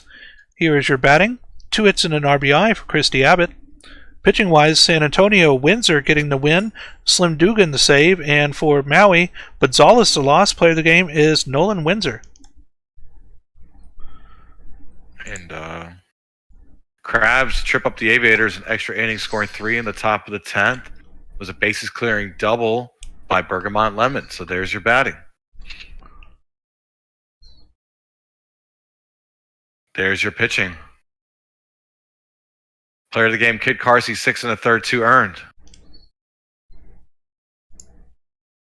Seattle wins another one here as they are going to take this late in the bottom of the ninth. 5-3 is your final. Get some of the 31 wins. 3 RBI for Thurgood Sassafras the third. Tony Gunk is going to take the L. His 12th of the season out of the pen is Straight Gas Homie will get his 5th win. Bingo Hammersmith, though, is your player of the game. Death Valley Scorpions and the New Orleans Rougarous. Death Valley going to 43 wins on the season with a score of 5-1, 10 hits to 8, 5 errors total in this one. Here is your batting, 3 RBIs for Chris Jacob. Here is your pitching. Justin Sims getting their 6th win. DeFerrari their 8th loss, and Justin Sims 1 earned run and 7.2 innings pitched is your player of the game.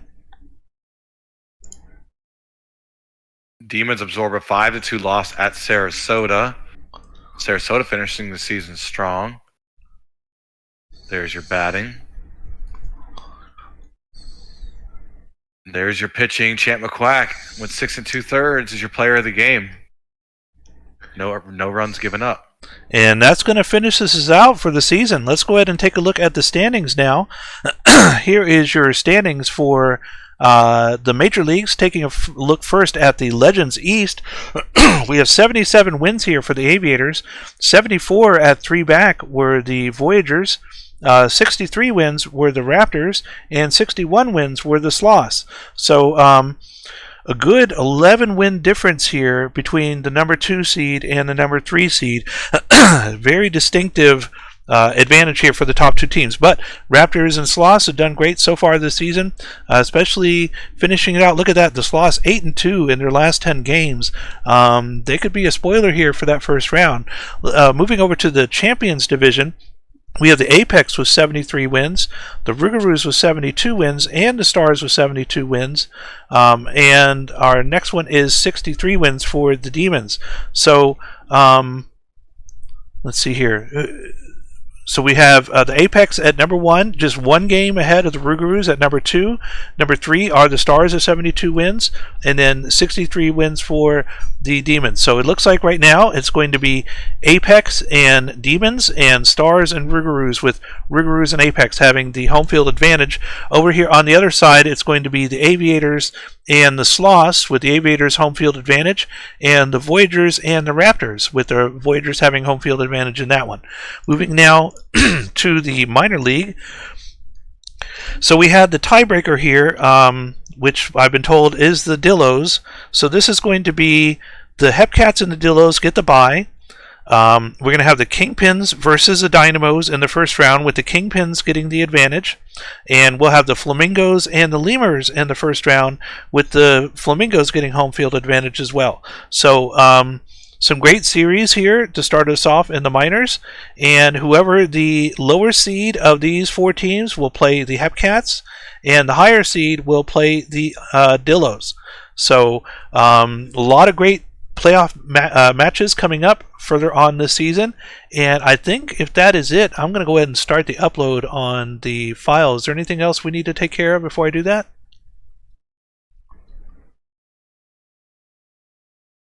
I don't think so. I think that's it. All right, so we'll just go ahead and get that going here. Take a look at our settings. Those 2 lines are checked. These 4 checked.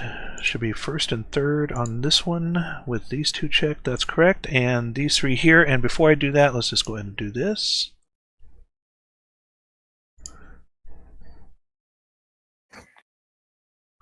And off we go. So, great season. Lots of great drama at the end of the season, especially that last 3-game series. A lot of matches came down to the wire. What are all your thoughts for how the playoffs are going to go, and what you think of the season so far? We'll start with Rabbit. I mean, I think I talked about this at my JPT a lot. I mean, it was an exciting end to the season, stuff like that. My worry is lately, I feel like the poor rebuilding teams they're not going to get a chance to rebuild fast enough. Not to get too deep in this, I just wish that when teams were rebuilding, that we could speed this up a little bit somehow. Like the younger players maybe get some more teaks or something up front to try to close the gap a bit. So it's a bit disappointed to see some of these teams that were rebuilding last season and they've actually regressed a bit. But all in all, it's I think the teams who are in the playoffs you kind of figured would be there. It'll be interesting to see. Well, let's say which upsets there will be, because we never go through a playoff season with your expected results. There's always one or two that the outliers go off the board a bit. So, does Detroit beat Indy again? Can they get past him? Like I think Nashville, I'm pretty sure we lost to NOLA last year, but we beat them the year before. So, is this our third year in a row that we've played them? I think. I think it might be. Yeah.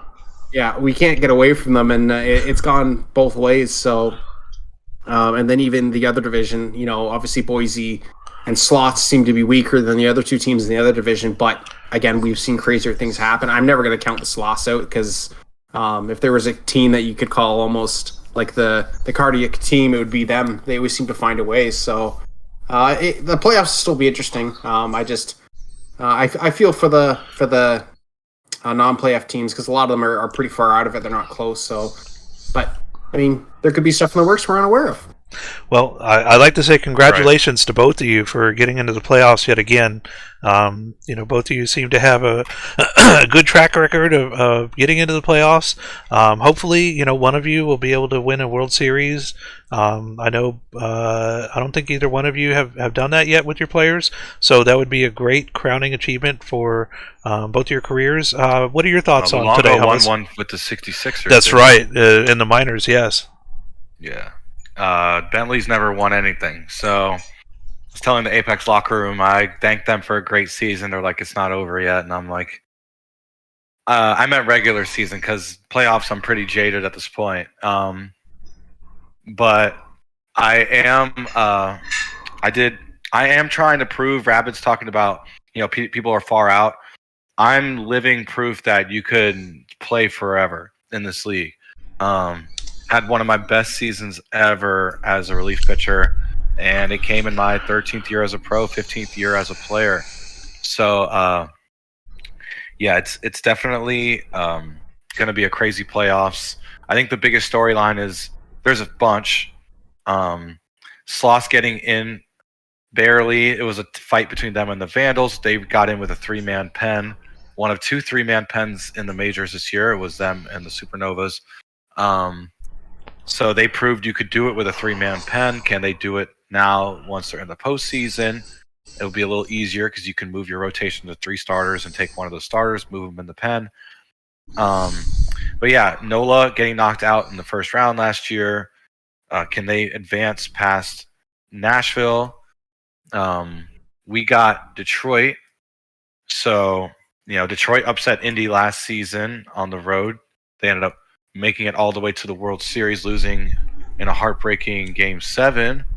How's that series going to go? Can Indy win their first ever playoff series? They got their first ever playoff individual game win last year. Now can Indy advance for the first time ever to a second round? Should be fun. And Legends Conference, Aviators back. Can they go for back-to-back? Can the Voyagers upend them?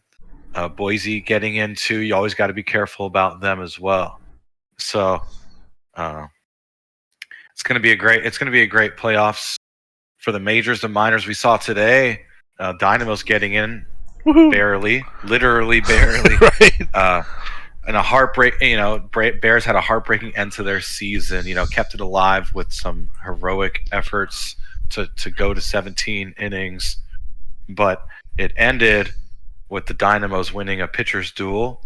And so now with the Dynamos getting in, how far can they go? You had to fight to get in. Can you fight to stay in it? Can you fight your way to a championship? It's been since season 15 since the Dynamos have won. So, yeah, it was 12 seasons ago. Long time. We've made this is our 8th time in the playoffs in the 15 seasons that I've been a GM, so we're slightly over half. On that, I believe we've been in 6 semifinals out of those 8, and out of that, we've been in 2 World Series. One of them we lost, and one of them we won. So it's been a checkered history for the Dynamos. They've had some great seasons. They've had some not so great seasons. But I've been really proud of the way that the team has come together this season. We did have a big issue with a lot of players that kind of went inactive at the beginning of the season. Almost half our batting lineup was made of inactive players, but the rest of the team that was active came together, made sure they got all their updates in, make sure that they helped the team out as much as they can, and by the seat of our pants, we were able to pull it off. And so I want to congratulate all of my Dynamos players for getting into the playoffs. Great achievement for all of you, and no matter where we go from here, just remember that you worked hard to get to this point, and even if we don't move on in the postseason, that you played your hearts out, and that was the most important thing. It's not about how many wins we get, how many series we win. That's all secondary to you, the players. So even the players that aren't Dynamos, a lot of players getting into the postseason for the first time. So it's very exciting for a lot of people. So I want to congratulate all the teams that did get in. I have high hopes for all of you, and I can't wait to see how this turns out. Now, Hummus and I have the Majors World Series stream again a week from today, so we will be able to cover whoever gets to the big dance there, and that I'm really looking forward to that. But remember this past season we switched over to the early minors World Series earlier in the day on Saturday, so there won't be any competing series between the 2 World Series. We'll be able to go straight from game to game to game, no box scores anywhere else to have to check. I think that really improves the format of what we've done here in the playoffs, that now we can concentrate on particular series at the end of the season. We don't have anybody competing. We don't have to quick sim the first couple games. We can watch game 1, game 2, game 3. That to me speaks volumes to the amount of organization that the sim team and management, PBE at head office, has done to try and make this a more lively league. It has allowed us to be able to cover more, to be able to have a more fun postseason, and I look forward to seeing how it plays out this next week. Yeah, for the first time ever, Shu is not going to release his award ballot until after voting closes. We're asking all voters to keep your votes private until voting locks. So you could talk about it, I guess, but don't reveal your ballot. Don't, no more media about awards if you're a voter. If you're not a voter, by all means, please go ahead and write media about the awards. But we're asking voters. It's nothing in writing. We're just trying, courtesy purposes. Please keep all your ballot info to yourself until it locks. But yeah, you do have a chance to start voting. That should come out in the next few days, probably. And yeah, Tahini Classic will be probably right before spring training. So that's gonna be fun. Just looking ahead. Got the draft streams coming up. They're already scheduled. Got to post about that some point soon. I got to get the playoff server ready to go. Playoff changes server ready to go. So people can make changes mid game to game for playoff games. And not just trying to think of what else to cover. That's pretty much it. Make sure to get your PTs in. This is final week before the playoffs. Be able to help your teams out however you can. Make sure to get all your PTs in. I think there are 6 to claim for this week. There's a lot of points, generally around 20, 22, 19, somewhere around in there. That could help out your player and some great areas of their development. So something to think about. Make sure to get those in, and we should be getting, I'm guessing sometime later on tonight, once we can get a hold of Iced to get up the playoff predictions. So we should have that hopefully tonight, maybe tomorrow morning. We'll see on that. But remember, that one is due before the Tuesday stream. stream. So you only have a couple days to get that in. We don't have the normal week like the prime times to do the predictions on that. I'm sure they'll do an announcement once that goes up to make sure that everybody is aware that those are posted. Lots of stuff coming up this next week. Like Hummus said before, the draft coming up after that will be very interesting to see. I know from a personal experience that there are some really active recreates in the draft for the minors, and there's some great picks that were rookies in the minors this season that are going into the majors as well. So I think some of these other teams that are lower down in the standings, like the Surge, the Sea Serpents, the Makos, the Crabs, all those teams are going to probably get some very good picks in that first round. I'm not sure if any teams have made any trades for the first round in the majors, but I think this is going to be a pretty high value draft, at least for the first 2 rounds or so. Getting some really active players in there, and whatever teams have the more picks in those first 2 rounds, definitely going to profit as the draft goes on. Yeah. Wow, we're still going here. Only at it's funny how this thing goes that it loads up the whole progress bar like 5 times during the whole thing, so you think it's done, and then it starts back over at 1% again, and you're like, oh, come on. Yes, there are new prompts for Championship Week. The league has now been spoiled. We had the same prompts for like 15 seasons in a row. Shu changed them, and then a few seasons went by, and people said those were already old, so we got like I think 16, 17 new prompts or so. Nice. Not to spoil anything, but yeah, there's definitely a little bit of a facelift for Championship Week. I'm just trying to change out a few every year. It's just obviously kind of difficult to have 25 new prompts every season. So not every single prompt is brand new, but there are a bunch of new ones. Wow, did you see that in chat? Who was that? Johnny Quest saying DBS Pro and SAS have 10 picks total between them in the first round. Wow. DBS, one of those teams that have kind of waned in the past couple of seasons, but if that is true with the amount of draft picks that they do have coming up, maybe by season 29, season 30, we could see them back, in playoff form again. And they didn't do too bad this season. They were like 8th placed overall out of the 16, or not 8th, 10th place or so overall. So they weren't in the bottom, but they do have a chance to be able to turn this around, and it'll be very interesting to see what the call-ups are. That's another big thing of the league as well, is here in the next week or so we should start getting the call-ups going for the minors players moving up to the majors, and that's always a big thing, at least for us minors GMs, because it's like you have a bunch of active players, and then next thing you know, half of them are gone in the span of a couple days from the call-up thread. So maybe a bunch of great players being able to move up, and hopefully we'll see some good Rookie of the Years. Now I know that the McGee brothers, Diddle, Fiddle, and Riddle, they're going to probably be all called up this season as well. So, one of those 3 has a pretty good chance of getting Rookie of the Year. We'll just have to see how that goes. But,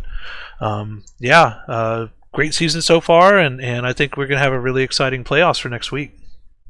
My vote for Rookie of the Year is 100% Blue Line, because he's beautiful. Aw.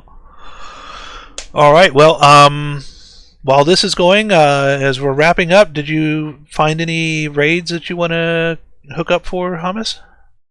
I want to raid my TV, watch some college football. Bama's playing Miami. Let's see. No one's really streaming. I know Ninja's streaming right now. Fortnite has their official stream going. I'm just exposing, doxing on myself on who I follow. No one else I'm following. If someone has suggestions in chat, someone usually goes to browse and checks out who's streaming OTP. I'm checking now. Oh, nice. Appreciate you. All right, so it looks like Zen Master is doing Out of the Park Baseball, but only 1 viewer. And that's the wait, no, I think this might be the person that has the setting to where you can't chat unless you've been following for 10 minutes. Oh, I'm pretty sure that was a flop of a raid we did one time. Okay, well, no worries. Also, that person didn't pay attention to us. I'm pretty sure it was Zen Master, like 90% sure. Okay, well, we can just wrap it up here. I'm sure, since we did finish up early, people have the rest of their afternoons and evenings to spend with their family and friends. So, hopefully everybody enjoys the rest of their weekend coming up here. We still got all of tonight and tomorrow, so looking forward to the long weekend. In a way, I'm glad you suggested this, Hummus, to be able to get this done and over with earlier in the day, and then now I don't have to worry about it tonight and doing all that prepping later. Ourselves. You Absolutely. Can hug your indexes. Right. Time for the GMs to get out the abacuses and protractors because they're going to be testing like cray. Right. So they're happy to get the index early for those who like to test. And I can get to my normal commish duties as well. Got some stuff to take care of. So Nice. Can I just say one final thing as Sure. we say goodbye? of course. Absolutely. Streamer next season. Thank you. A little spoiler in the chat. Uh-oh. Yeah. Rabbit's making his way back to the stream team. So Congratulations, Rabbit. hell Oh, yeah. I am? I didn't know. Well, You're I'm applying. I campaigning. thought. I thought you knew already. I thought you were No. applying. Well, Oh well, it's now I I'm feel not the awkward. I'm not the sim team head, so that's not my call. But I didn't know you were applying, so that's because I'm the sim team oversight. I just don't know. I didn't know if you got chosen yet, but yeah, I didn't know either. um, But I'd yeah. love to have you back on the stream, Rabbit. I loved having no you matter on what, before. right? Yeah. I haven't gone through my full Anakin Skywalker redemption arc yet, so I remember back in the day when I first started my very first season, you were there for me to teach me all the ropes, to teach me about OOTP, about all the settings, how to do the league modifiers, how to do, all the league setup. I want to thank you so much, Rabbit. You were such a great mentor when I was first starting out that season 11, and I've been streaming now for 17 seasons now because of that, and a lot of it had to do with your interaction with me, being able to get me up and running as quickly as possible. I did have a couple of hiccups my first season or two, but I really took to it, and it's basically the most fun now that I have in the league. I enjoy GMing quite a bit, but doing these sims, the excitement of it, being able to watch the games play out, just so phenomenally fun, especially being around Rabbit and Hummus all these seasons. So much I've enjoyed about it. So thank you very much, Rabbit. I really appreciate it. no worries. Wasn't expecting that, but thank you so much. I don't even know what to say with that, but it looks like we're done. So I gotta go get lunch. So thanks again for having me, guys. Absolutely. Good luck to everyone who made the playoffs. People who didn't, there's lots of stuff still to do. So have fun. All right, well, let me go ahead and click on the thingy to get the index uploaded, and then we'll refresh to make sure that it is updated, and then we'll go ahead and sign out for the night. So I'm just waiting on this to load here. There we go, and now we'll just check the index itself.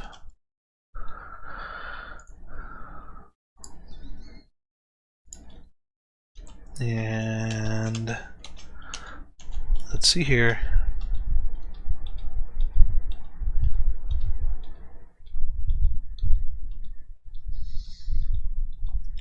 Refresh. And there we go. All right, so the index is updated, everyone. I want to thank you so much again for joining us today. I'm your host, Legally Blind Gamer, joined along with Rabbit Sponge and Hummus God. Any last words, Hummus God, before we sign out? No, thank you. We were averaging in the 50s, 60s today. Thank you for joining. Shout out to chat. All right, well, thanks so much, everyone. Regular season is over. Postseason is starting this coming Tuesday. We'll announce when exactly that'll start here in the next day or two. Also, don't forget, later on tonight or tomorrow, the playoff predictions will be going up, and it'll be your chance to get some extra TPE. Make sure you get those in because those will be closing on Tuesday.